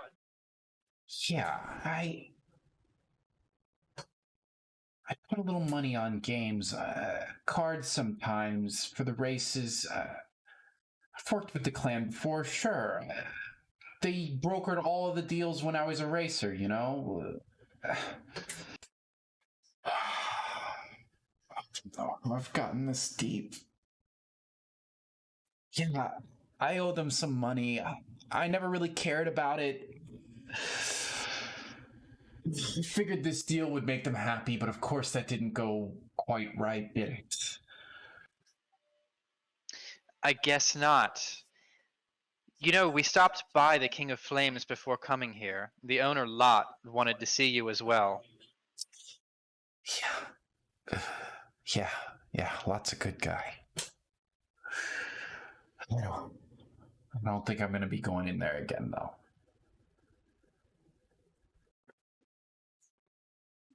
Who were you brokering the deal for? Who was buying the shards? Laura was. She didn't tell you that?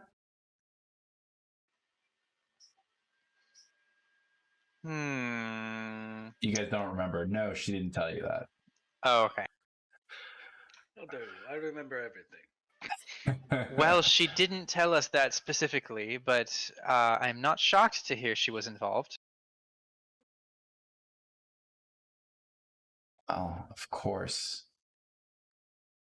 She says it's just to track Boromar. That is my job.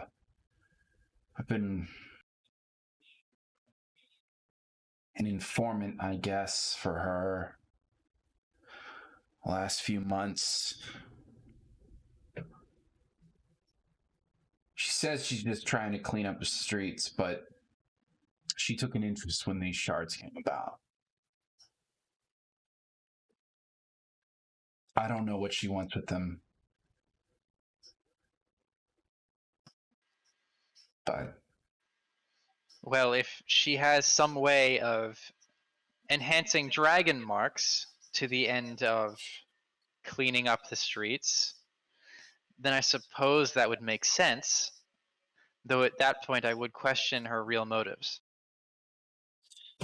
Yeah, she probably just wants to get a better chokehold over Dura. Okay, so For her men. it makes For me sense. too, I guess. Go ahead. So you get shards from Kornath man. You broker deal, sell shards to Thora. That was the plan. Was it Boromar Clan, spy with Boromir?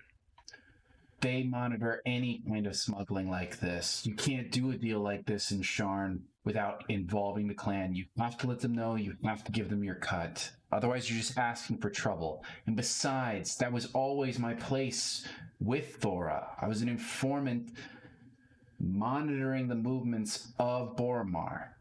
They've known me for the last couple of years, from my time as a racer, even before that. So you have no connection to Dask. Well,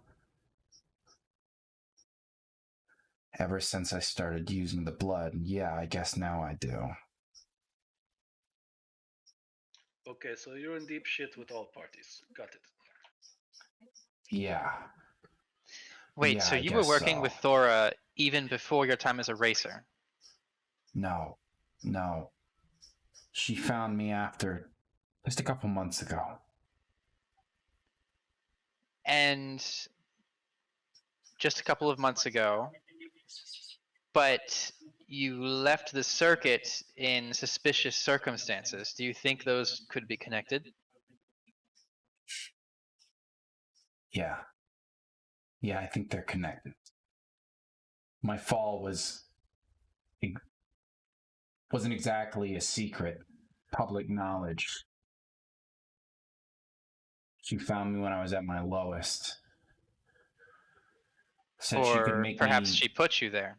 help me make sense of things. Said that she knew people who were going through the same things that I was going through.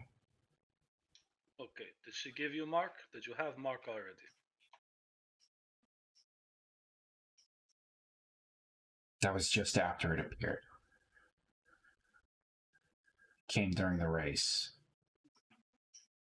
So Mark just happened to magically appear on you. Make an Arcana check. Okay.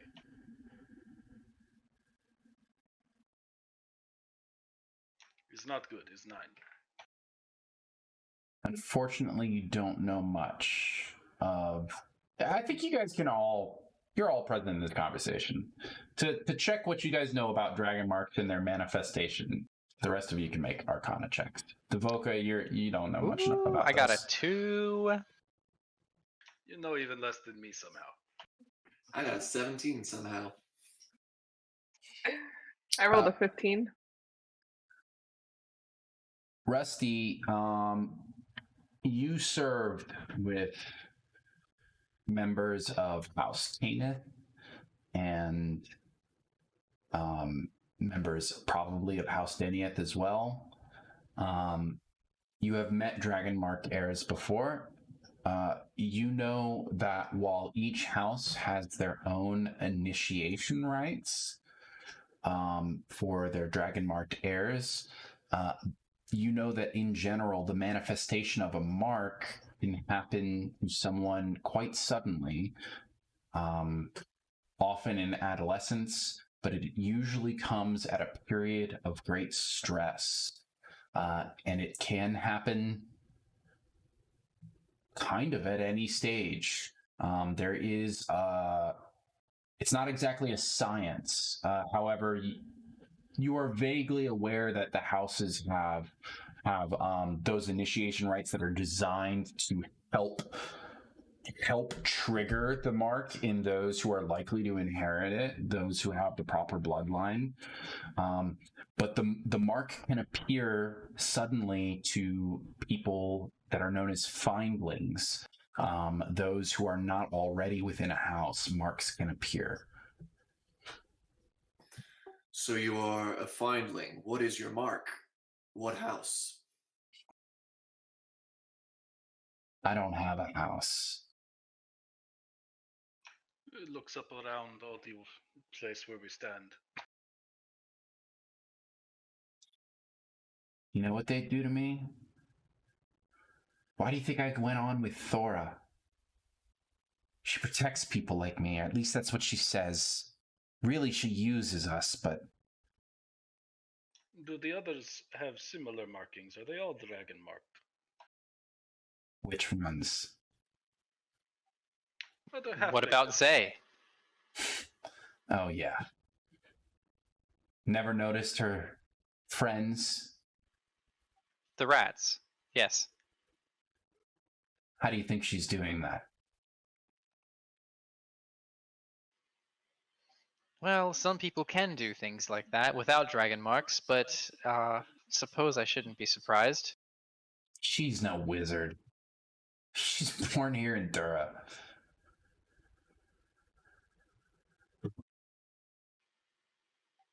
What is your history with Zaylira, by the way? She helped me set up this deal with the clan, actually. She's better in. You gotta be a halfling if you want to go up. With the Boromars, that is. Right. I suppose that makes sense. Obviously, they do dealings with all kinds of people, but they watch after their own the most. So the way I see it, we need to find your contact. This Kornathi, the Seeker you said?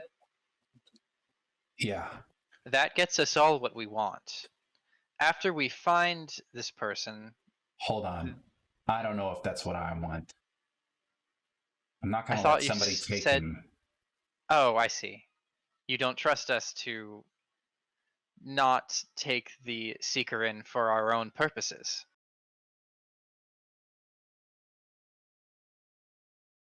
From what I see, what you want is to be let out of this room alive. Yeah, that's pretty high on the top of the list. Then it will require giving up your contact. What do you want with him?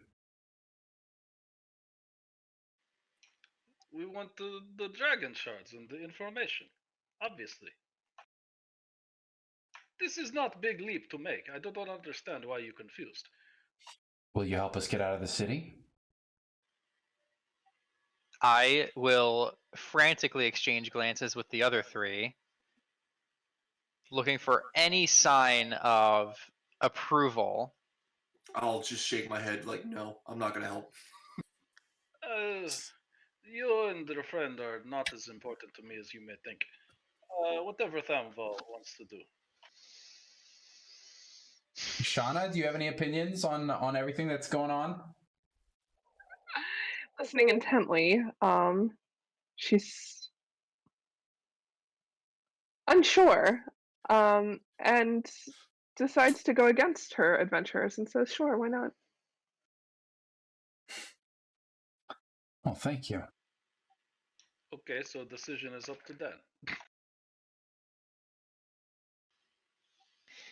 If we can find the Seeker for you, I trust that would get us closer to the shards, which should make Thora Tavin at least marginally happier than she is now.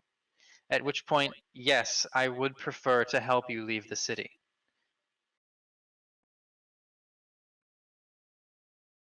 She's going to want me back, isn't she? Yes, it seems that she very much would. She explicitly told us to retrieve you. I assumed she was only after the shards, but it does seem that she might have a personal interest in you after all. It's how she always is. Once she notices you. Listen. The Seeker is the only one who has helped me understand what's going on at all. Thora said she would, but instead she just used me, got me deeper in. Now Now I can't make it more than a day or two without having some of the blood. I blame her for that. What? Partially. You can't go without the blood? Why? You mean why? What is the result? You going to die without blood? It's a You drug. get on injury, you I'm don't know addicted. I'm an addict. Is that what you want to hear? That is what I wanted to hear. Admitting it is the first step to recovery, friend. Thomvel is just like cringing, clenching his fists.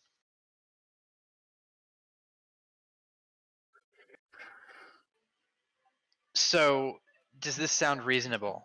I'm sorry, I should not have pried into such a personal matter. Can we work together to find the Seeker?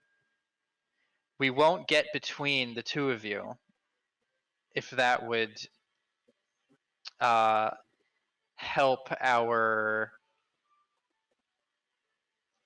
negotiations. If we help you find the Seeker, then you can decide at that point whether we get to talk to them or not. I know where he is. I was going to meet him.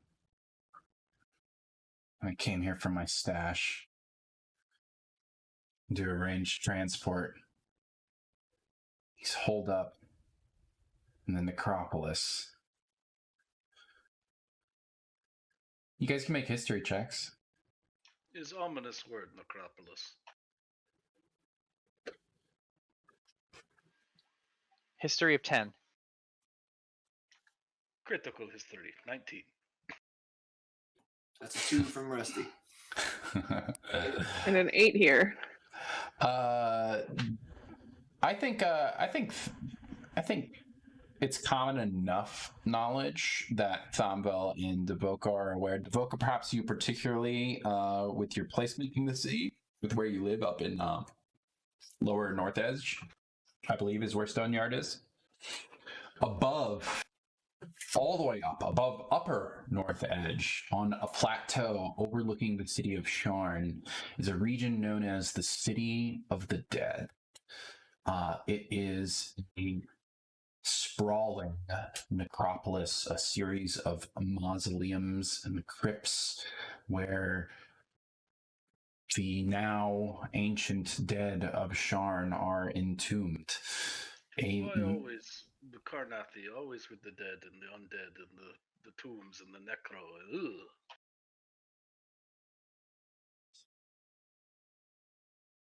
Go ahead, sorry. Seeker says that the undead are only tools. Yes, creepy tools. Very creepy. Does it matter if they can save your life? I just fear that one day maybe I am such a tool. Would you rather be sitting in the ground doing nothing?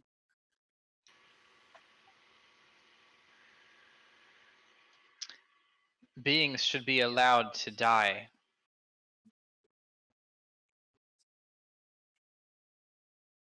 Maybe I become so. robot like friend Rusty somehow. We'll see. And as you say this, Thamvel specifically, that things should be allowed to die, you see him kind of glance over at his own table.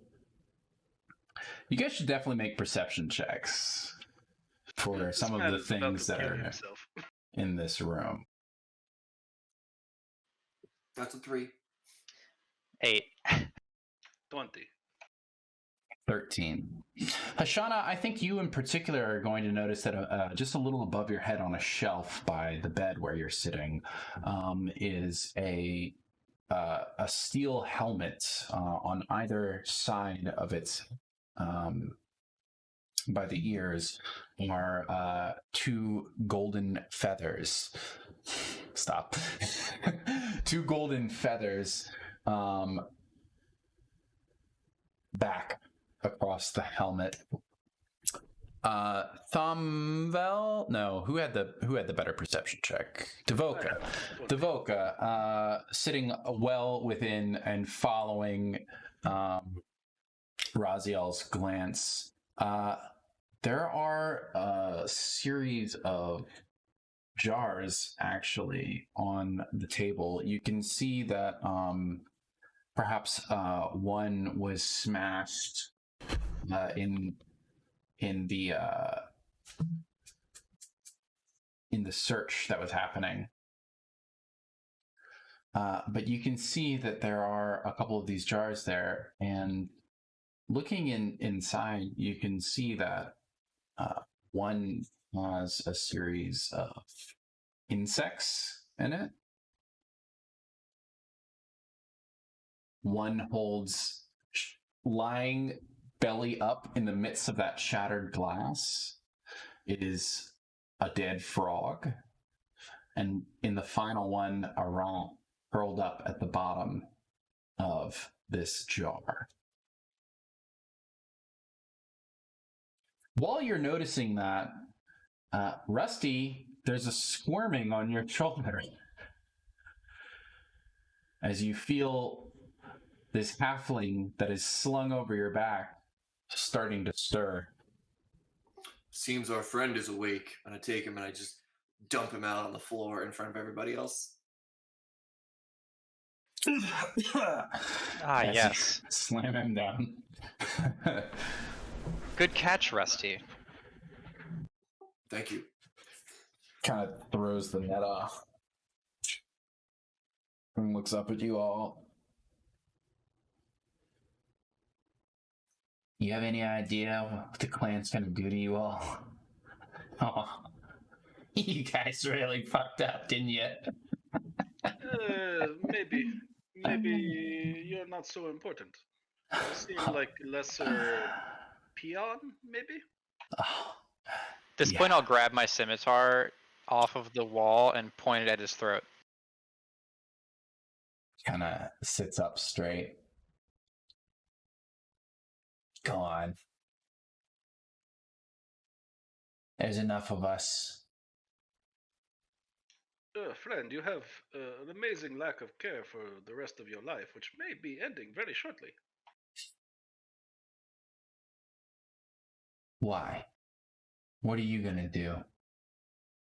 The implication was that I am going to kill you. Yeah. And what's gonna happen next? You'll be dead. Get a little more vision, friend.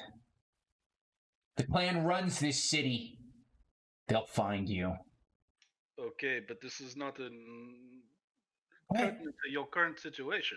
This is about you. Live, die, you know. I will interject and say, it's a pretty big city, and then look him up and down. It's supposed to be a joke. I feel like you're leaning into this now. Oh, no, I understand, because he's so small and you say big. Oh, it's very funny. It's so funny that you're leaning into this. Yeah. It's a big city. And that's why we had to work twice as hard to climb our way to the top. You're fucked. When Pollock finds out about this, you're fucked, and so are you, Raziel. Raziel told us why you're after him. Do you think that you'd care to repeat his concerns? What is it you're doing here exactly? I'm here to collect. What do you think? Collect what? He has nothing. You want bugs in jar? He has nothing. He's got plenty. We'll take him if we have to. You cannot, because we are taking him. What will you do now? We're not taking him. Figure of speech, just saying. You don't get it. No, I do not get your cavalier attitude with life. I would want to inform you, I do not believe in torture. It's not humane. So if you choose to, I will just kill you. Go ahead, make an intimidation check.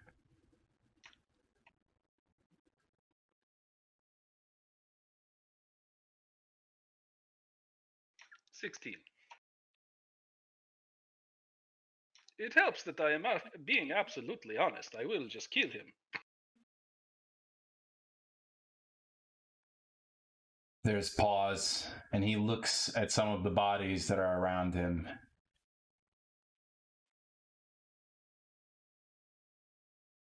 You can kill me. Okay. They're still going to come for you. I want to step in. So what would it help you? I want to stand in front of Voka and like push aside Thamdal's weapon and say, "There's been enough violence already." And then I want to address him. He's a halfling, right? Yeah. I want to talk to him in halfling. Okay. I want to say, "Friend, I have no intention of letting you die here, but I need to know what happened at the anvil. Who was it that interrupted the shipment?" I go stand by door and let him have his conversation. All I know is if Halfling tries to leave, he's probably dead. There's, again, a look of confusion as pretty much everyone shares every time you start talking in halfling. And he says, well, I'm not sure if it was Dath's fault or Raziel's fault. That's why we're here. We're not sure how blameless he is here. But it was raided. Now, he claims Dath was coming to steal it, but we've been told that the goods were never there in the first place. Something tells us Raziel was crossing us to begin with. I want to look up at Raziel as he says this and try and gauge his reaction.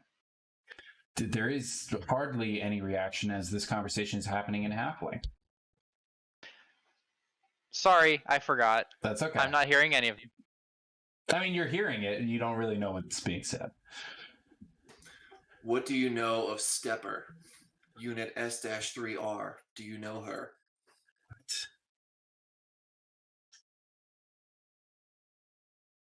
What are you talking about? Was that one of your friends? One of my sisters. Yes. She is missing.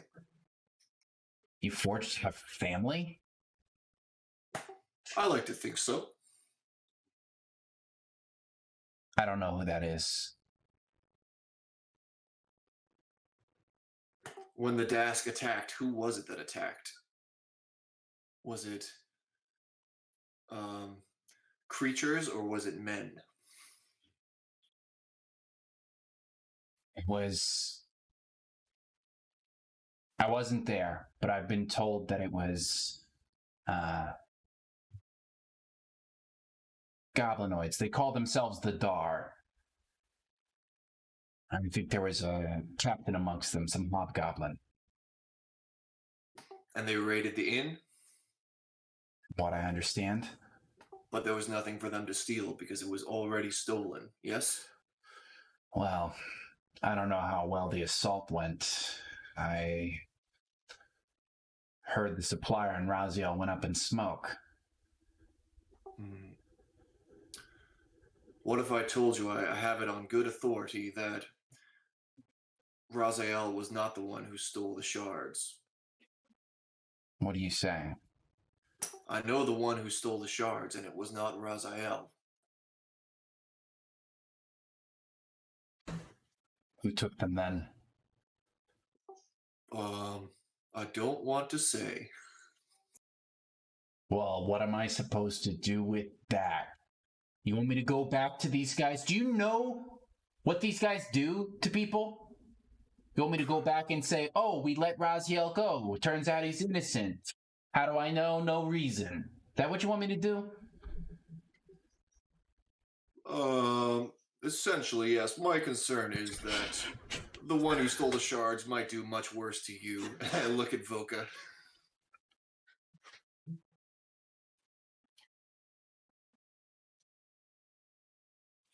And he's gonna turn to Voka and not in halfling anymore. So you're the one? It depends on what you mean. I am the one for many things. This is who you're talking about, he says, looking at you, Rusty. I gotta sheepishly, nod. Okay. I do not understand. He's going to spin around and point at Raziel and say, looks like you fucked up. But I guess you didn't do it on purpose. Halleck's still going to want his money. You'll be lucky if I can convince him to let you go.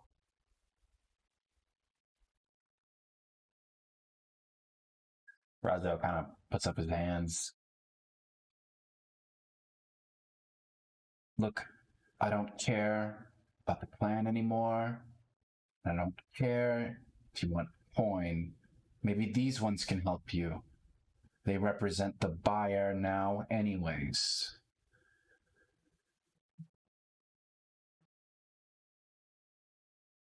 We just want to find these shards as much as you do, friend. Not to sell to you, though. I mean, depending on how much you're paying. He's not talking about buying the shards. He's talking about they are owed a cut of any smuggling deal. The deal didn't go down, so they're owed money. Well, then it's not my problem. What is the price to be paid?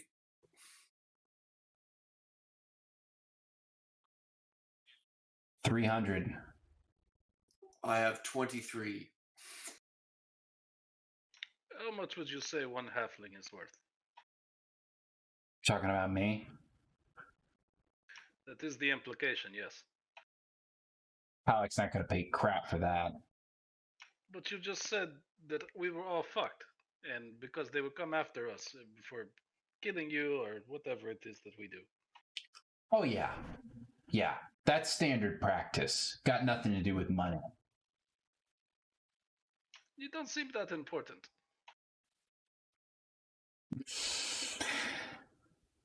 It's about a reputation.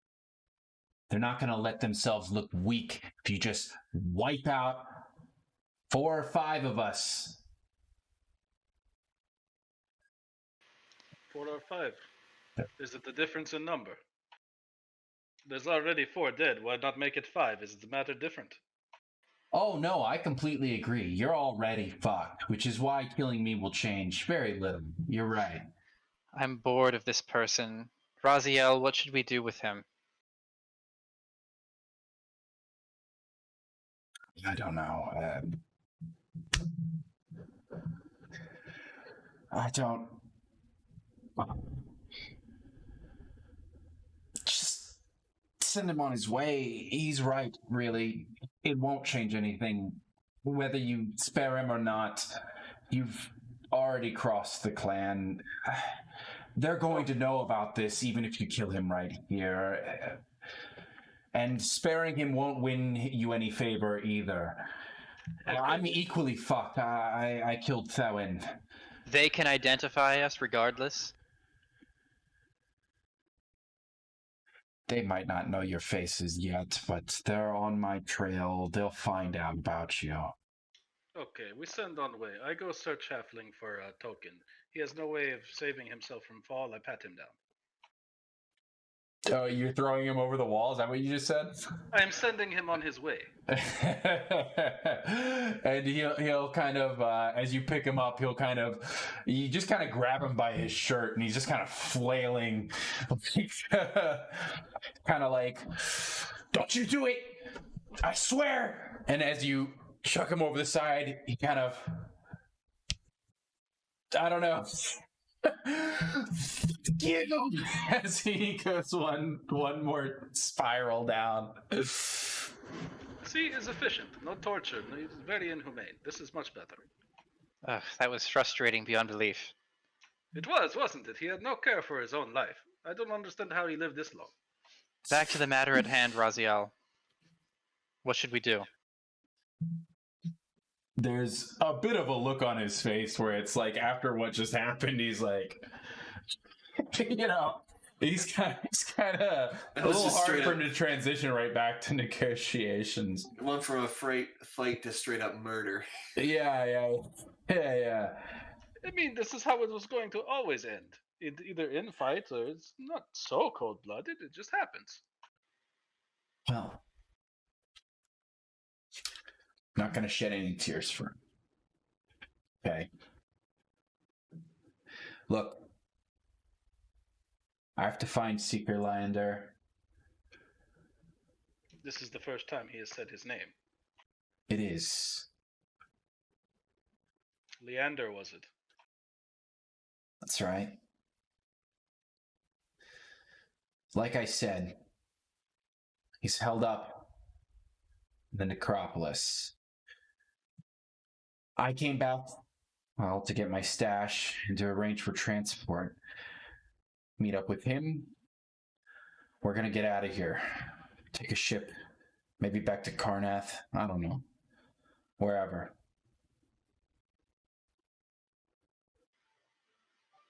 You'll be taking a ship out of Sharn. Do you think that's wise? Why? You have a better idea? If you travel directly out of the city, then couldn't someone in a position of power interfere in some way? Maybe. Said less true by some other route? Perhaps you're right.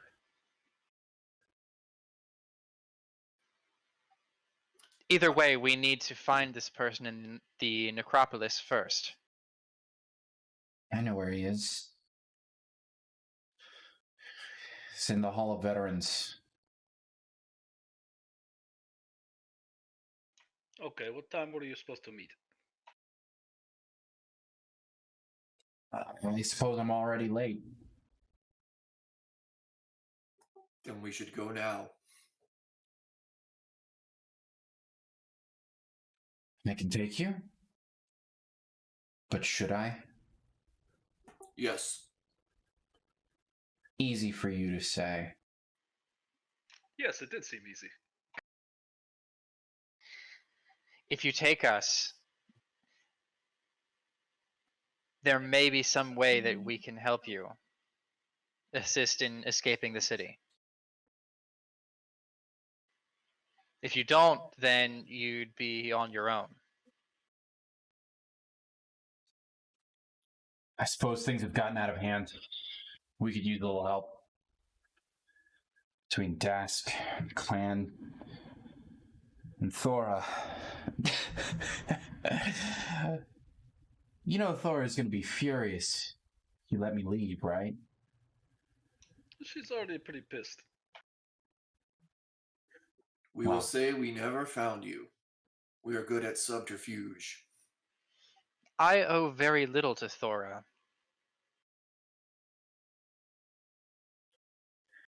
Well then. If this is what you want, then let's make haste. We'd better get out before Boromar sends another... Whatever that was. Whatever that was. Those were peons. You're right. If I know them, Halleck will come himself next. That's no joke.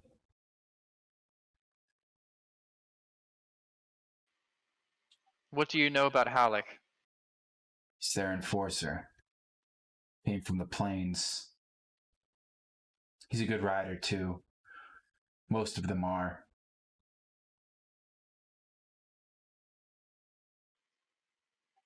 It's tough. Then with them flying around all over the place, it is hard to get a hit in. You guys did all right.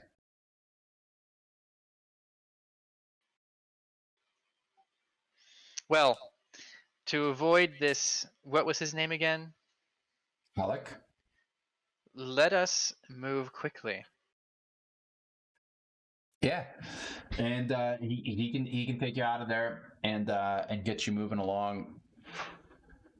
I think we are actually appropriately at another break. after about an hour or so. We can take about 5 to 10 minutes and come back. He can lead you to the city of the dead, the necropolis just north of Sharn, when we return. Does anybody want to do anything else here in Raziel's apartment before we transition? That's right. We're in a new place with all these things that we haven't even so much as glanced at. I mean, I rolled one halfling before I tossed him off battlement. Basically, I'm going to glance around the apartment for anything excessively notable, but I'm not going to go like rifling through his stuff while he's standing right in front of me, especially when I'm trying to establish some sort of ethos with him. The main thing, I mean, looking around, it is for Lower Dura, this is a pretty nice apartment. It's got a view, it's got a balcony, it's just him. There's no adjacent there's no neighbors hanging right next to him. There's no bridge breaking into his spire and then leading to another one. This is one of the finest places you could live in Lower Dura, at least within Old Keep. You see that there is his table, his dresser where he pulled those vials from, his table where those jars are, some cooking things here, fireplace, and whatnot, and then there was that helmet that was over there. The jars, like I said earlier, with the various vermin within them. Do I recognize any symbology with this helmet? Sure, you can make a history check. With advantage, I think.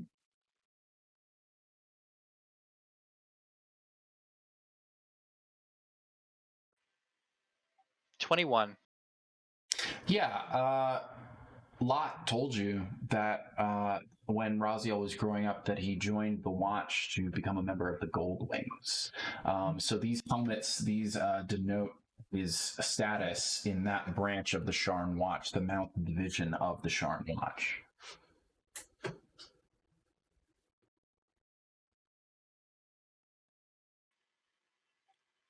I'm good.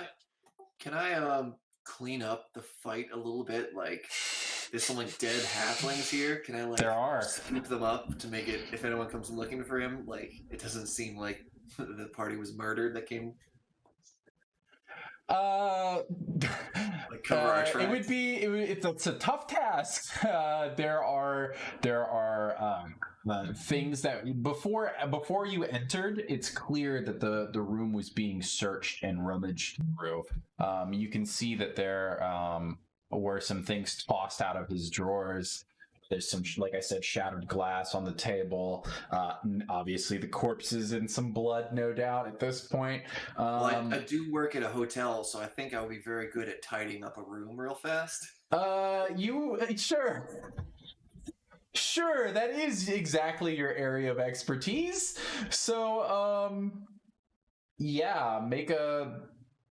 What is the cleaning check? I don't know. I guess performance? No. Survival. Survival, maybe? Sure. I guess that makes sense. There is no skill that makes sense, so why not survival? Let's go with survival. That's a Like 6. Survival could be used to cover your tracks, right? Which is a form of cleaning up. Sure, I guess that's a reasonable logic. You stuff a couple of bodies under the bed. They fit okay. They're halflings after all. I also tuck the bed in and do like a turn down on the bed, so it's really nice. Yeah. The bed looks impeccable. You know how to. You've straightened some sheets before. Yeah, you know how to do that. No problem. I'm watching him do this, and I've got this I just like watching him turn over this bed. I will just like casually ask, "So, were you built for fighting?" I don't think it matters what I was built for, but I choose to dedicate my life to excellent customer service. Fair enough. And do I still have any of the mints I have from first episode? Can Sure, I leave sure a mint you on the do. pillow? Yeah, yeah. Oh yeah. Place a little mint on the pillow there. His murderer's calling card. Alrighty, let's go ahead and take let's once more take like about 5-ish minutes, and I think I'm keeping track of the time reasonably. Yeah, we're due. Let's take a break and we will finish up when we come back, okay? All right, sounds good. Are you trying to cut it at 11? Sooner than that. Okay. Yeah, we're gonna keep it down to, I think, about 9:30 is our cutoff time. Okay, perfectly fine with me. It doesn't matter. Okay, we will be right back. Da.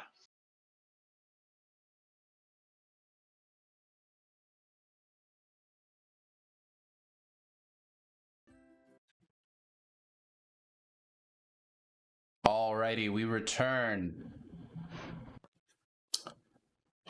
After hurling the final surviving member of the Boromar raiding party, I guess, over the wall of the battlements, the party has secured Raziel and and have been told that his source, that this Kornathi bearer of the dragon shards, Seeker Leander, is taking shelter, hiding out in a crypt on the cliffs above North Edge in the City of the Dead. You guys are currently kind of on the opposite side of the city. Literally, you are in Lower Dura. It's takes some time to traverse the traditional on foot way. Raziel, any shortcuts to this necropolis? Yeah, you could take a coach. I mean, flight is the best way. I usually avoid such things, but in this case, it could be in our best interest. What are you, afraid of heights? In Sharn? No, I like feeling the ground beneath my feet. Sounds like he's afraid of heights, and I like nudge Voka. Whichever you prefer. It is of little note to me, but how is everyone feeling?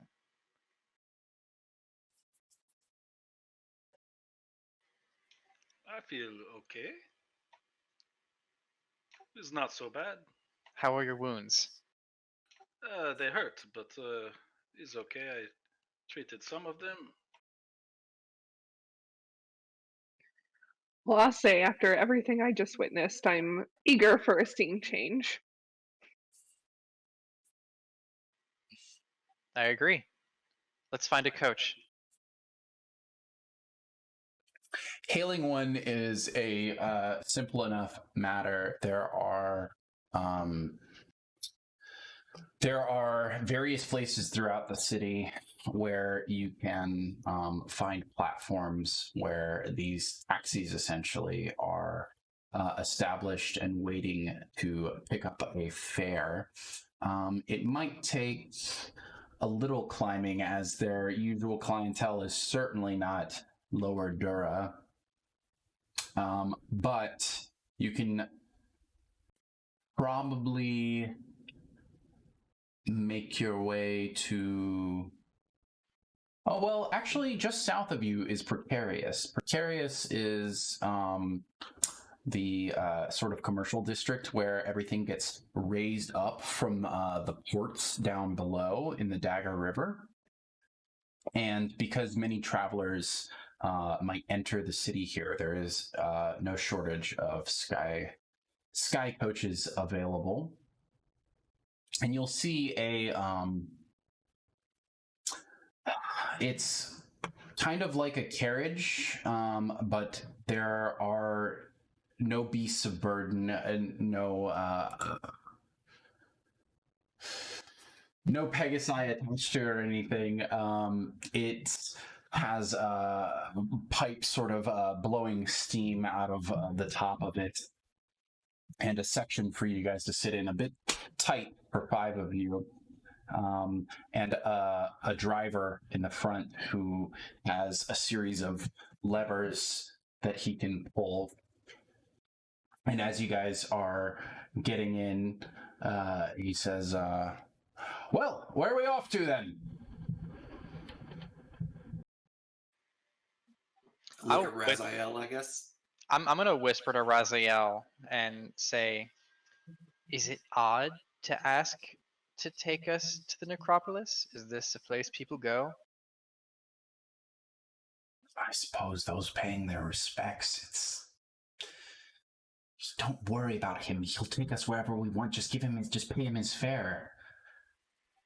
All right. I will say we are going to the necropolis, and if I know anything about the coaches, I would like to pull out the required fare without having it be asked for. Sure. It is a bit steep. This is pretty much the premium way to travel throughout the city. It is, I would say, a silver per head. So that's 5 silver. I'll pull out 5 silver.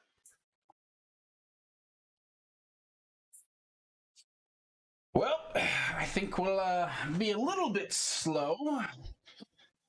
Just because of the weight, he says, looking across all of you, particularly at Rusty. But I'll get you there. And he'll yank back a lever, and you'll kind of hear like a whirring in the compartment behind the carriage where you guys are all sitting. And it is sort of walled off so that the wind isn't exactly rushing through your face. Although he's on the outside, and you can see him pull down some goggles as it kind of sputters and starts to lift up a little bit slowly, and it begins to ascend up and continues until eventually you are above the upper wards. You have fantastic view of the Dagger River at this point. You can see the docks below, especially as you lift up. And it is quite far below, but you can see many lights of the taverns down there. The city is never asleep, of course. Can I see the gardens by chance? The gardens would probably be a tough view. I believe they're in lower central. They are. That doesn't stop me from looking.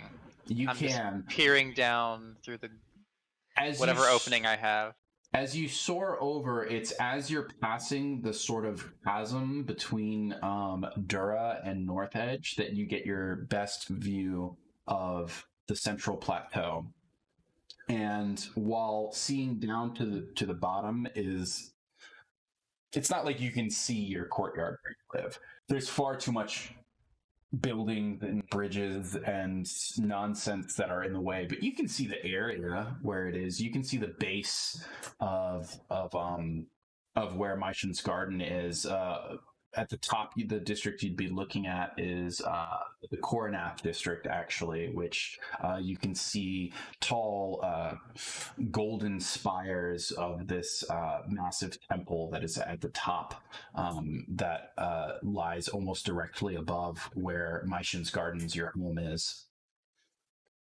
But you are passing over the depths, as it's called, the chasm in between the quarters, and you are flown over North Edge, where your own home, Voka, is, and to a plateau that is above the city. At this point, you are basically level with the Skyway.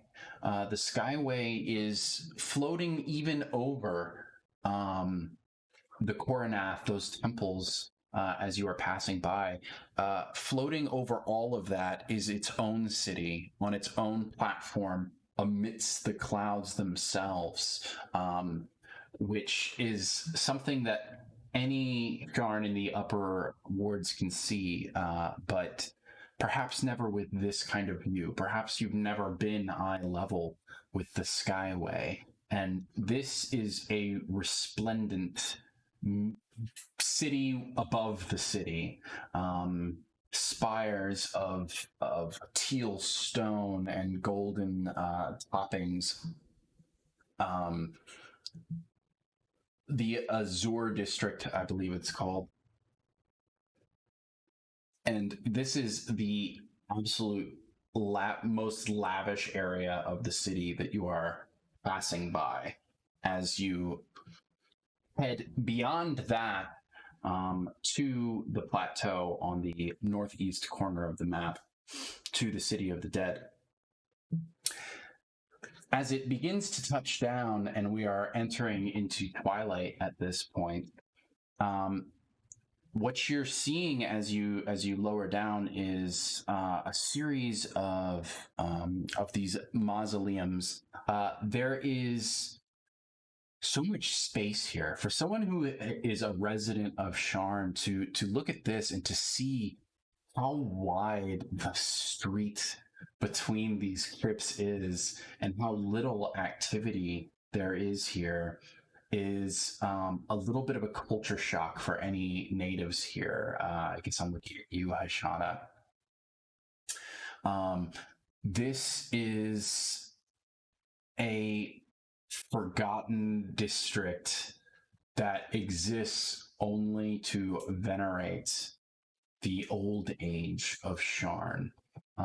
Its maintenance is held by a skeleton crew at best. It is not exactly a tourist a destination. There is a massive obelisk that reaches up, overlooking the city. That you guys can make a history check.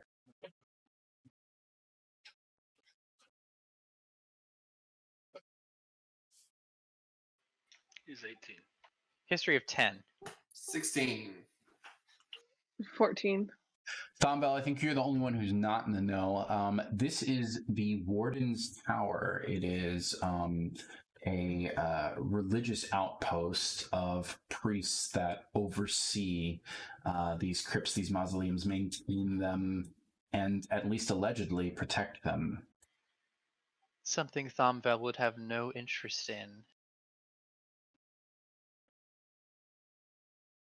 Rusty sees the empty streets and says, seems a little dead out there. And then he takes his hand and raises one of his eyebrows like he's making a joke.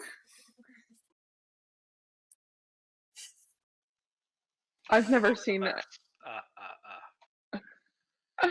I've never seen anything like this before. Where should we go first? Presumably to the place where we're to meet the Seeker, right?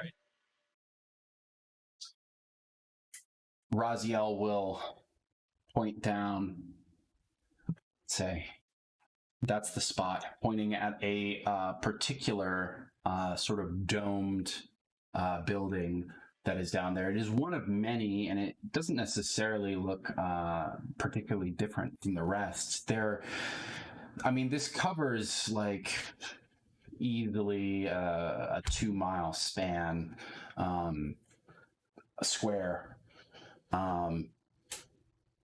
And he'll, as the cart kind of circles, the coach kind of circles a little bit in the air as he kind of leans out the window and gives directions to the driver a bit, and they narrow in on your destination. And he'll take the driver will take the silver from you before he leaves. And How long is this this trip take? you sped it up a lot by taking a coach. 20 minutes. Okay. Are we As thinking soon about as a we're- rest? If that's that'll be Voka's thing. You guys can take a short rest if you'd like. The thing is, since we're like in game in a hurry, Thomvel would not be thinking of taking a short rest for an hour, right? Is okay. If the trip had taken an hour, I would have rested my eyes in coach. But since 20 minutes, no big deal. Once we're off the coach, Thomvel is gonna have a realization. I'm gonna poke at Hashana. I'm not saying this to you yet. If I'm recalling correctly, Thora offered us a stone that is some sort of communication device and gave it to one of us. Was I the one that took that stone? I think I was. I'm not sure. I think Rusty took the I have shard. The gem. Yeah, You have the shard. And I have the stone. So I'm going to take it out of my pouch.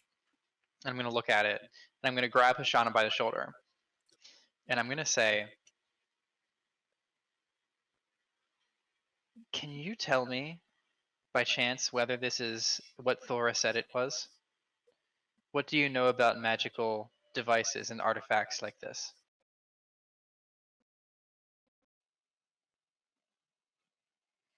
That I'm not sure. What you know about it, you can make an Arcana check. Thank you.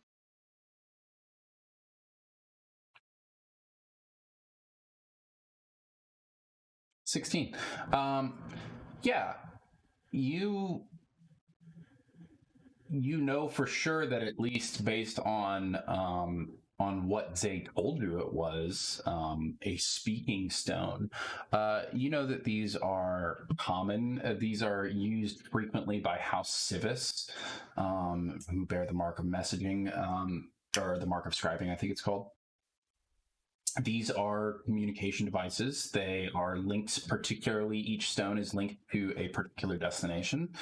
And you can tell that it appears to have that function, whether it has anything else attached to it, or if there's been some spell cast on it or something like that. Simple Arcana check would not be sufficient, but it seems that Zay described its use to you adequately. You know that something like this is what would have facilitated your sister's message to you. Definitely, thank you. So I'll say to Thomvel, I don't know a lot, but I can tell you that it is a House Civis stone. It's used for communication, although I'm not sure who's on the other end of the stone. Is it possible that they could be using the stone to track our movements without our knowing? I would assume if there was some kind of magic on it that was not just the communication, maybe I can check for you. Can I use my detect magic spell? Yeah, absolutely.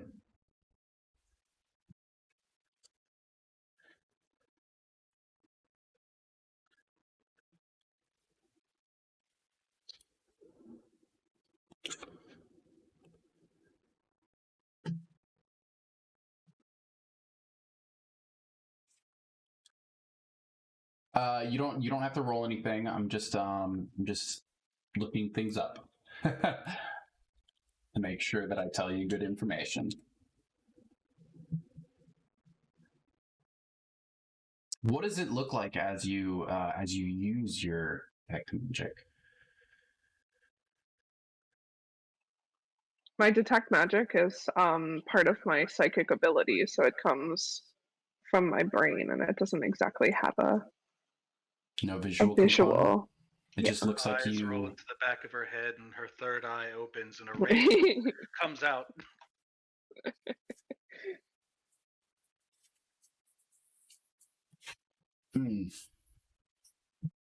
Let's see. Let's check that one too. I would maybe argue that a strong purple glowing presence would be around me as well.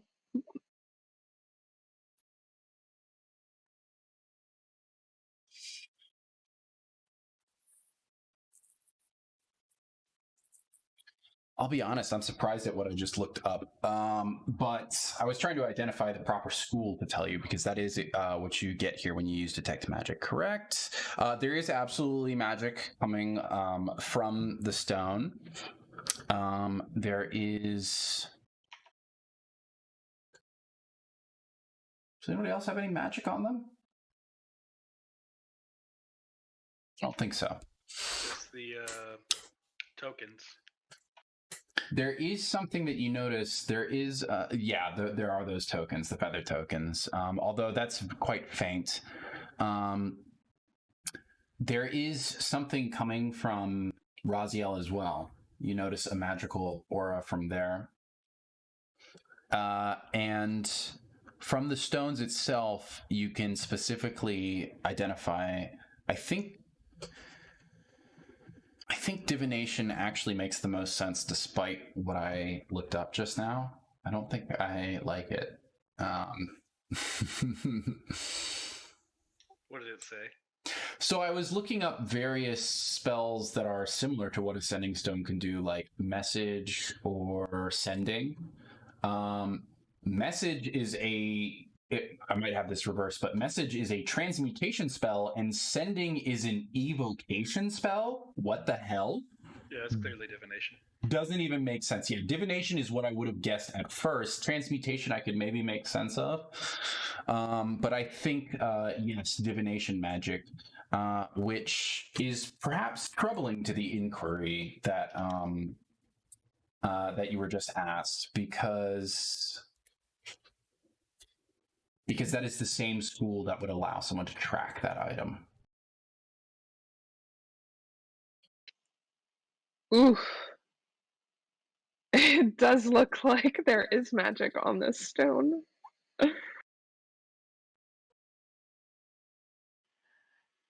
Magic, as in the kind of magic we wouldn't want to be on the stone? Correct. I do believe you are right on the nose in thinking that we might be being tracked. You don't know for sure that you are being tracked, but it would be hard for you to tell, as its described function and whether it's tracking you, same school of magic, and that school of magic is there. So you don't know that you're being tracked, but you could be. So we could be, but I'm not sure. Everyone, and I'll say this loud enough for everyone to hear, including Raziel.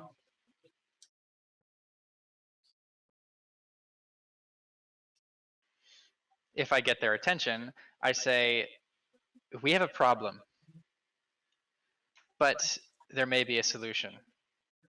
Okay. Do tell them, well. I had a hunch that this stone is not exactly what Thora said it was. We gain very little from communicating directly with her while performing this task, am I right? That seems only important when task is complete. Correct.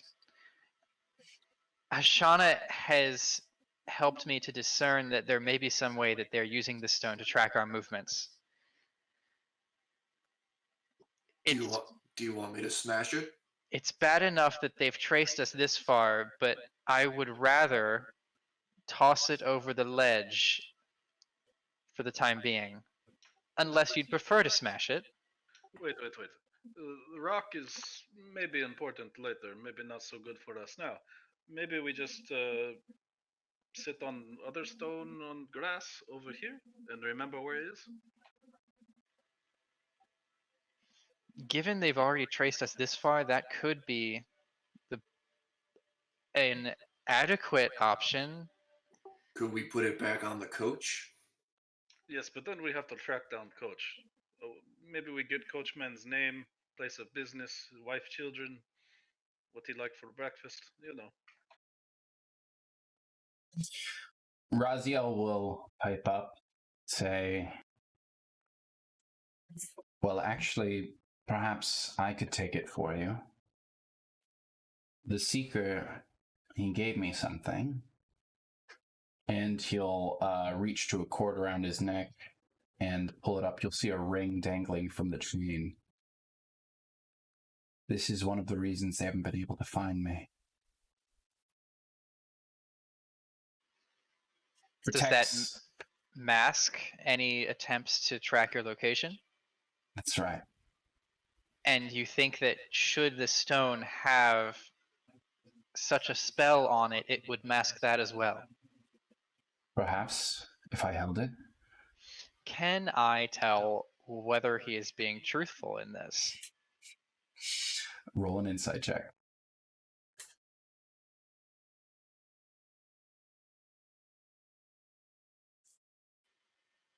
I have an insight of 13. He does not appear to be lying. Although I'll say that it's high enough to notice that there is some doubt in Raziel as he says this. As good as option as any. We could just leave on floor or give to man. Hearing Voka say this, I will hand the stone in Raziel's direction while, just looking at the other two, Rusty and Hashana, non-verbally asking for approval.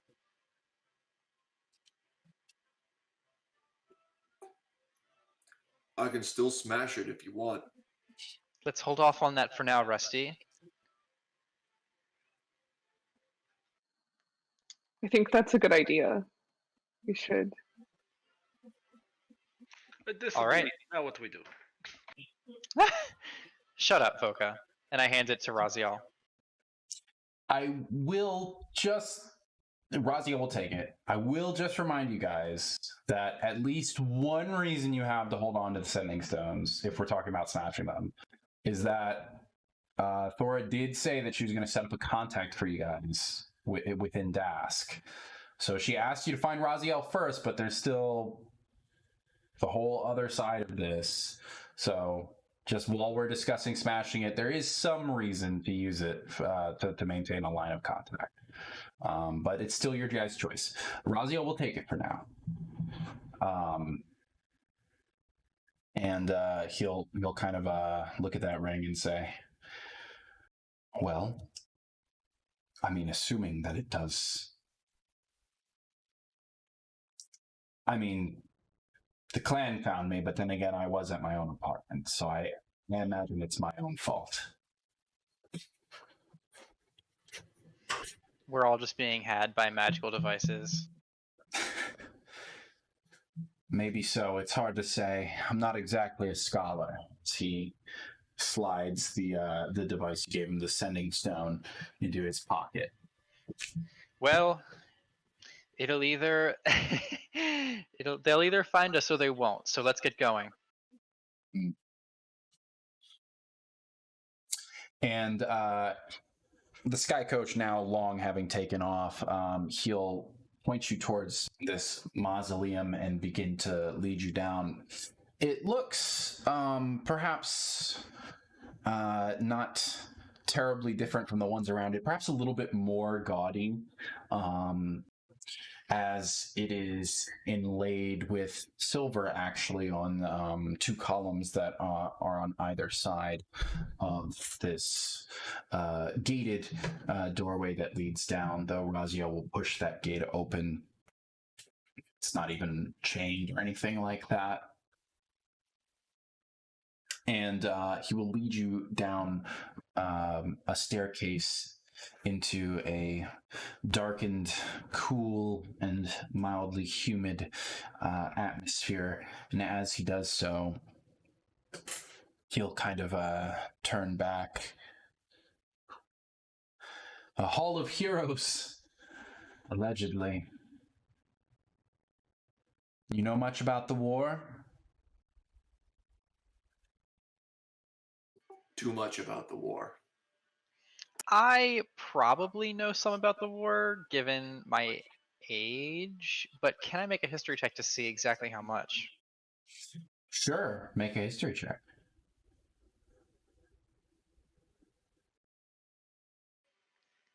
Only a 10. Yeah. You know that the last war raged on for 100 years, and that you saw a good portion of it, and you know that it was the War of the Five Nations essentially, and that it was ended recently. And But I was on Aeronol for most of it. you were. But you came in towards the end, and yeah, with a 10, I don't know if you know the finer details of what was going on during the war. However, is anybody else rolling a history check? Do I need to? I think you should. I assume I should as well. 12. 18. With your 18 and Hashana and your 15, both of you recognize quite quickly that, yeah, everybody knows about the last war.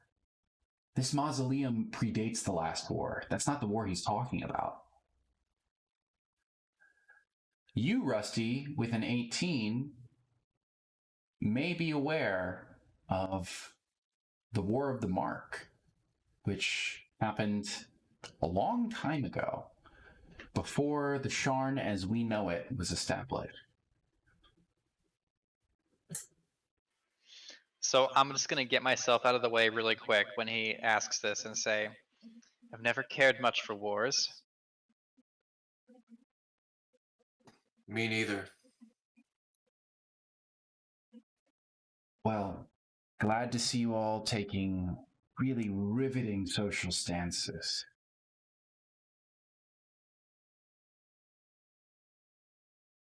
Is that sarcasm or are you being truthful? It's hard Nobody for me to liked tell. the war. Nobody ever likes the war, except I guess the victors, and even then it's only the ones at the top, right? This is the way of things. It's always been, always will be. Well, this one took down the whole city, from what I understand.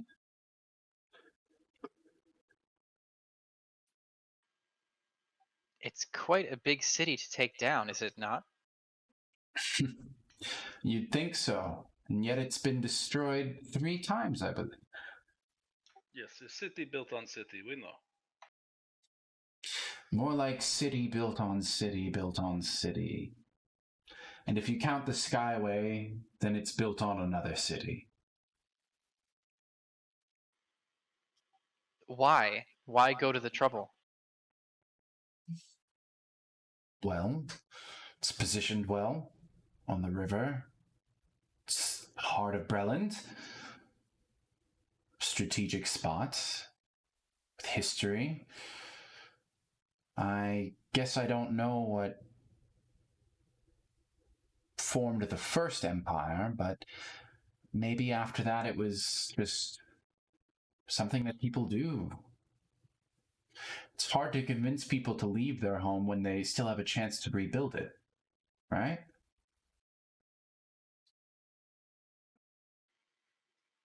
For some, I could see. Yes. Well, anyways, this whole place, testimony, really. Testimony to why I have to rely on people like Thora. Why I have to sneak out of this city in a ship in the night. Rusty, you are aware of the War of the Mark, apparently, based on that history check. You know that people like Raziel, who have no house but bear a dragon mark, are persecuted. And that they have been in memoriam. starting with the War of the Mark. So you have been persecuted. This is something that I understand. Luckily not yet. I've been shielded thus far. I'm honestly shocked that it wasn't noticed. The manifestation was shockingly public. But I guess people don't really have a good view when I'm all the way up there in the race.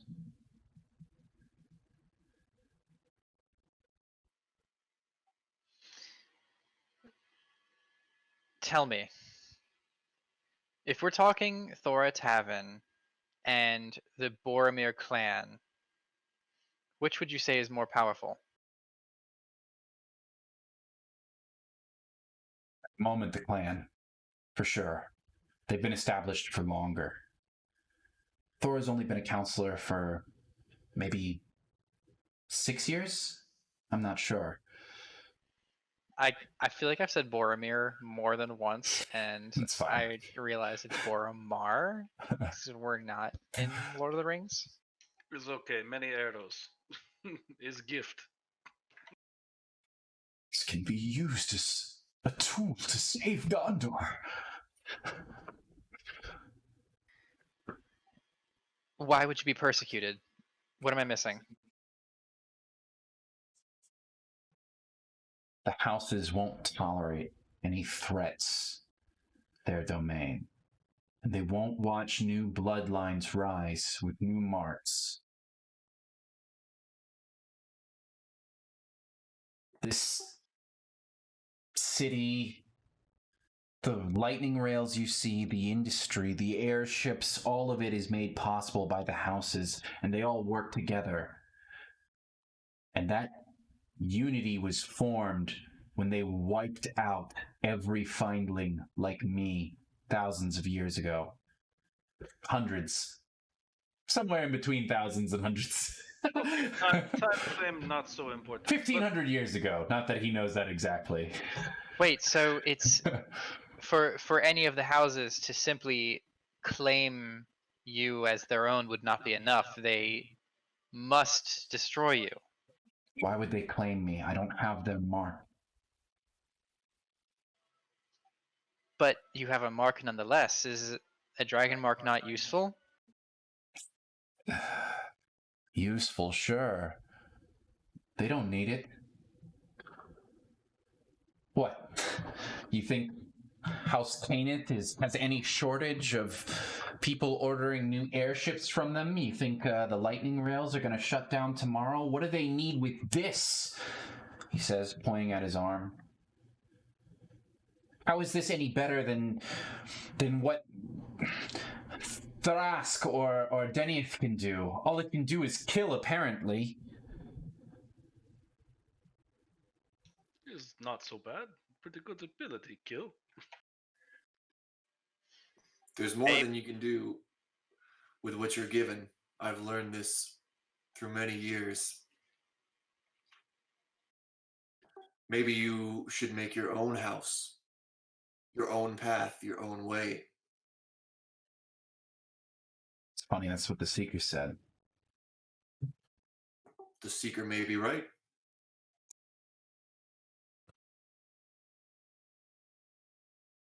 Speaking Maybe. of Seeker, where is he? Just below. Halden's tomb. It's ironic, really. Allegedly, he led the charge when Sharn was taken by House Tarkin. Those were the final moments of the war, just before the city was brought down. But he's been immortalized here as he leads you further down.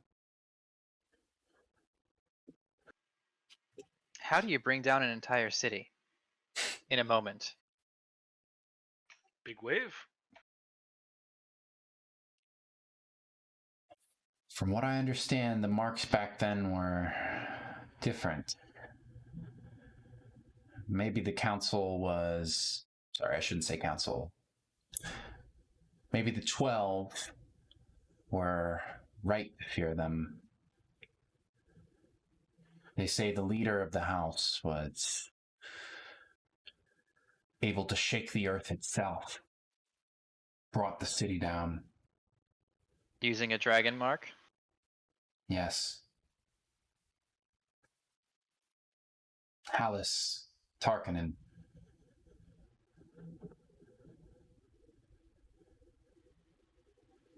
I'll bet Voka wishes he had one of those. What? Oka has many things that he needs. Well, we're almost there, he says. And at this point, you guys have been led through a series of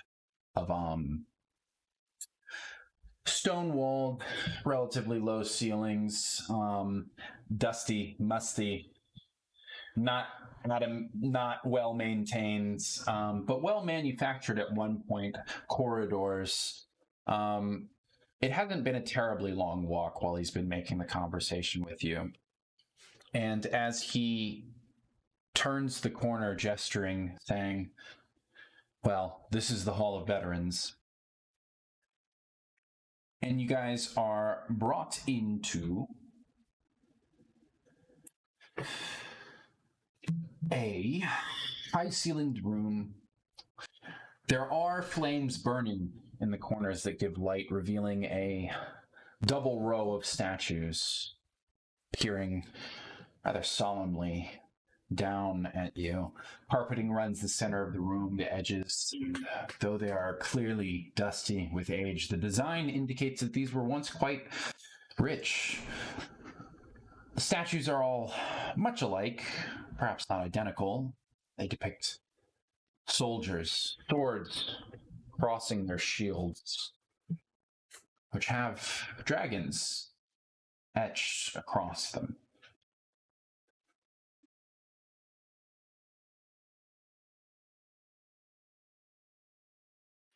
It marks dragons, I understand. Do I recognize the symbology? You can make a religion check. There are so many religions. 13 religion. 13. You don't recognize it as any practice of the Arenal elves. You don't recognize it as being related to anything you saw in Valinor. Well, you do recognize that draconic imagery is a frequent stand-in for the sovereigns. The divine host being the most common religion across Forvair, which could even include some of the elves of Valinor. So I'll just, very offhand remark as we're walking past, say, dragon worshippers? Not really. Possibly. I think it's just symbolism. The founders, I guess, the originators, the creators, often presented as dragons. This is for the soldiers. Doldurn looks after them. When he says it's for the soldiers, I kind of bow in respect for the soldiers who have fallen. This is the Hall of Veterans. Do I know Doldorn? I'm sorry. It's probably another religion check. Once it's been said, this is to anyone who is a native of a metropolis like this. Doldorn is one of the 9 divines practiced by the Church of the Sovereign Hosts. Without a greater check. That is the extent of what you know.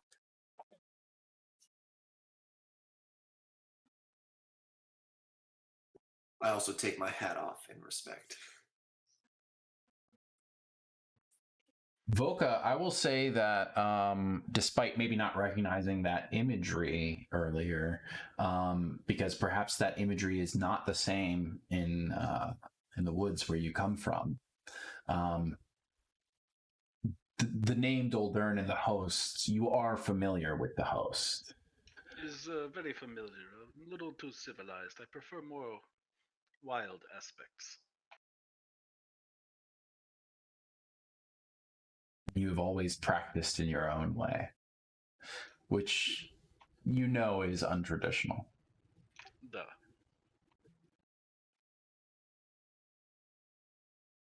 Do we see the Seeker in here? Is anybody in here? There's nobody in this room. He explains that the Seeker is further within Halden's tomb at the end. That was where he kept me. Real hero of the war. That was where we agreed to meet.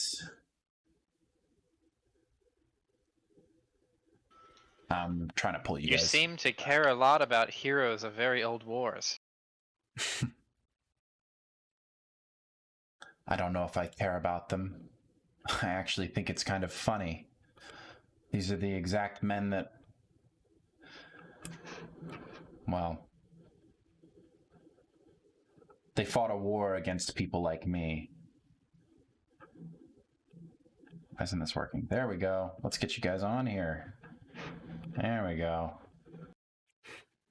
Yowza. Ooh, I see it. You guys can see this, right? You guys have the map, right? Okay. For a while, I was looking at a black screen, and then I scrolled. You need to scroll around a little bit. I scrolled, Yeah, to get the room. Which, by the way, I forgot to put a door on, but there's a door at the end of that carpet. That's where you entered. I forgot to make an entryway for that. But it is there. And so is Raziel. Are our tokens on the right layer? Crap. Yeah, no, wait, they should be. Yeah. You guys can't see them? No, I can see the tokens. I can see mine. But you can't select them? Right, you can't manipulate them. Why is that? Ooh, right. Good Why is observation.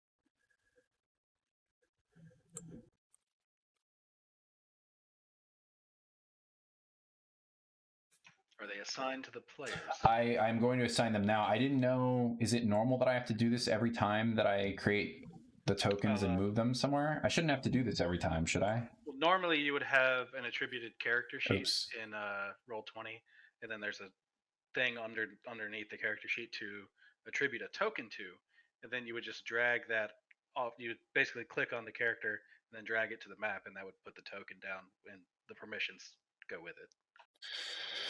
So if I don't get character sheets for you guys on Roll20, then I have to do this every time I place your tokens?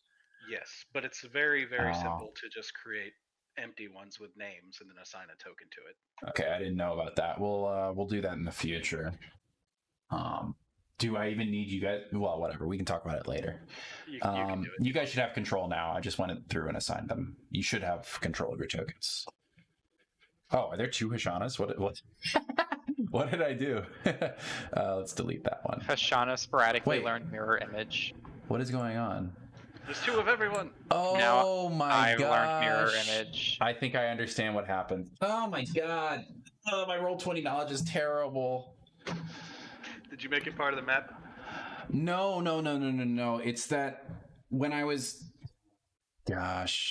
clicking, you guys were still highlighted, and I think every time I clicked one of you, it was still had all of you selected, so I was actually placing, like, the first one I placed was just that one, but then the second one I placed was the first one and the second one, and then the third one I placed was the first one, the second one, and the third one, and the fourth one I placed was all four of you, so there's a bunch of copies. I think that's what happened. I think that's why. Do not like Roll20 for reasons like this. They have zero UX.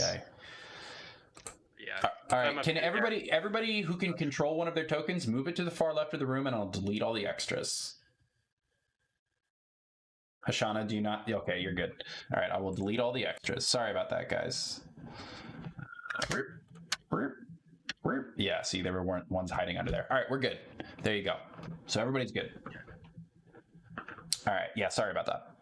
Anyways.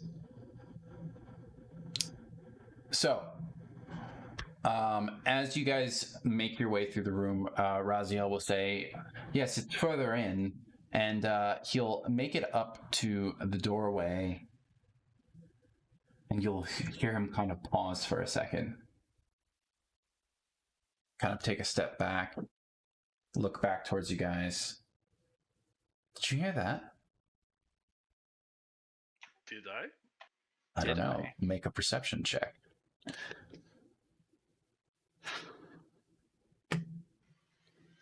Perception of 5. 16. 8. 22. Hashana, Devoka, up ahead down this corridor, you can see relatively well, perhaps definitely not as well lit as this sort of shrine area that you're in, but you can see to the end and see that there is a hallway crossing there. You hear just around the corner a thudding sound, wood and iron rattling. There's a shuffling and another something wet to the sound of that thudding. Okay, I react very quickly to the situation because I am always paranoid about Kornath's undead things anyway. We've lost somebody. We've lost that. Anyway, back to the moment. I immediately touch Rusty, and I cast Protection from Good and Evil for undead. Nice. Very nice. That means any undead is certainly the intention, but also Fae, Fiends, all that blah, blah, blah, have disadvantage on all attacks, right? And I think he's immune to being charmed or something like that as well. Can you give me the text? Yes, I linked it into roll. Oh, yes. There you go. One willing creature, blah, blah, blah, is... Charmed, frightened, or possessed. Very nice. Absolutely. We will put a marker on Rusty to indicate that. Why can't I? Oh, there we go.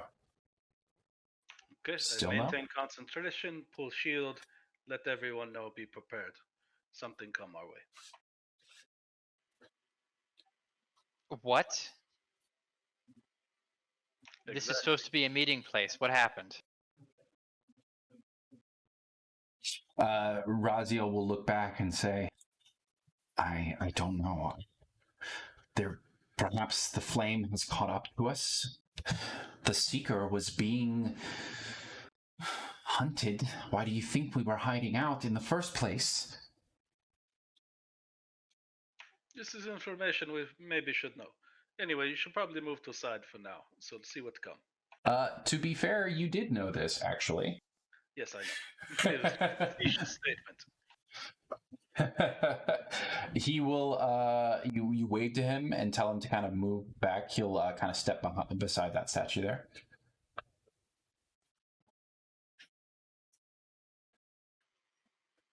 I would move too if I have time. Yeah, we're not in initiative. Yeah, I'm just gonna sprint to the opposite statue and duck behind it. Okay. Rusty is gonna walk up the hallway. Say, is anybody in there? I will be right behind Rusty. Right behind.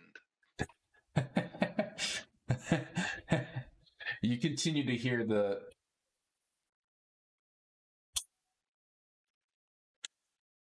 I never know how well these sound effects are translating because I know RTX voice cancels them sometimes. But you hear that sound.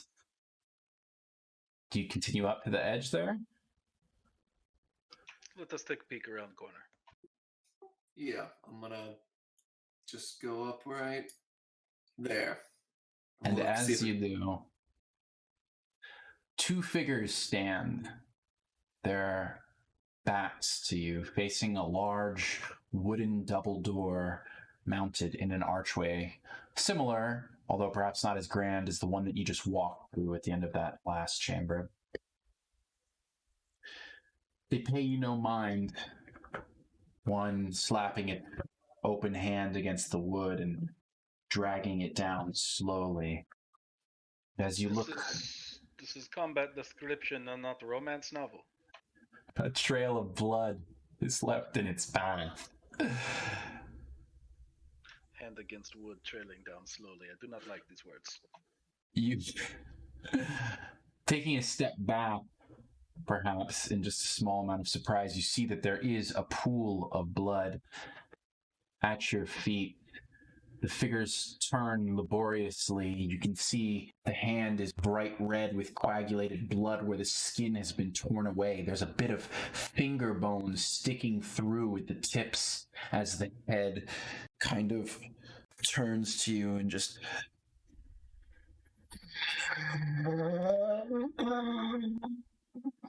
As it looks at you, this flesh is sunken. Not dry, not desiccated, it's still moist. As the other form turns to you, and you hear similar sounds coming from the end of the hallway. And you can roll initiative, sir. I look back and say, it's zombies. I hate zombies. It's always zombies. I told you, Kornath. Always zombies. It is, in fact, always zombies. Let me clear out the old turn order. Wait, is just Xing it enough? I don't know. It should be.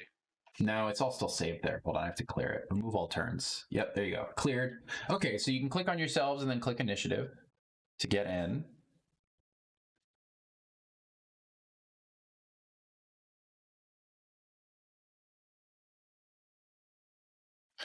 And I think we'll do...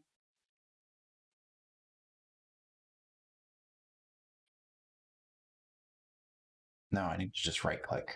See, that's one thing. I keep clicking on settings and then forgetting that there are settings that are just on the by right-clicking.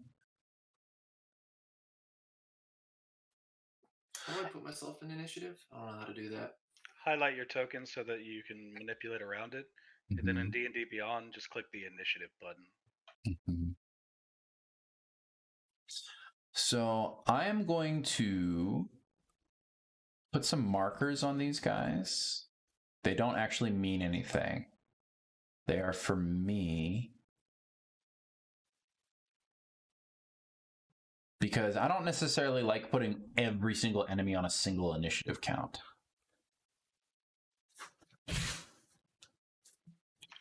You don't ever really need to do that. They only do that to speed up combat. Yeah. I mean, I think it's foolish to put all enemies on one count, and I think it's foolish to give every single enemy its own initiative count. So I want to be somewhere in the middle. Yeah, I normally hybrid them by creature type. Yeah. And then the only question comes, well, what if they're all one time? Which is why I'm using these symbols. So we've hit that 9:30 mark. If we'd like to go a little bit further into this combat, I'm totally cool for maybe another half an hour. I think I'm fine with that if we push a little bit further in, or we can end it here and we can resume next time. This is probably a good ending spot, I would say, because we're right at the beginning of combat, and we're maybe not get like too in depth with it because we'll want to keep going. Yeah, I'm cool with that. Up to you guys, though. I'm still good. I would agree. I think that starting a session with the beginning of combat is a good to make sure everyone fully understands the scope of what's happening. And I'm not dying this time, so I'm cool with that too. I don't know that Thomvel's dealt with undead yet. Well, proper undead. Oh, I guess we should give let's put Raziel in here too, before I forget. We did that. We forgot that last time. We're all good. I set Rusty up for success. I'll be fine. You did. Very much did. Wish I could have taken a nap in between, but it's cool. We'll be fine. You guys totally could have. You're gonna love protection from good and evil is super broken. You're gonna love it. It's very strong. I'm going to put. We'll say Devoka. What is your dexterity score? The bonus or just the absolute? The absolute. 10 flat. 10. Okay. Raziel beats you. Okay. All right. We will resume next time. That is it for today. Great session, everybody. And we will see you next time. And 2 weeks. I will drop stream. 2 weeks. That's right. 2 weeks. That is worth noting. Next week is Easter, so it will be not next Sunday, but the one after that at 5:30. Sundays at 5:30. All right.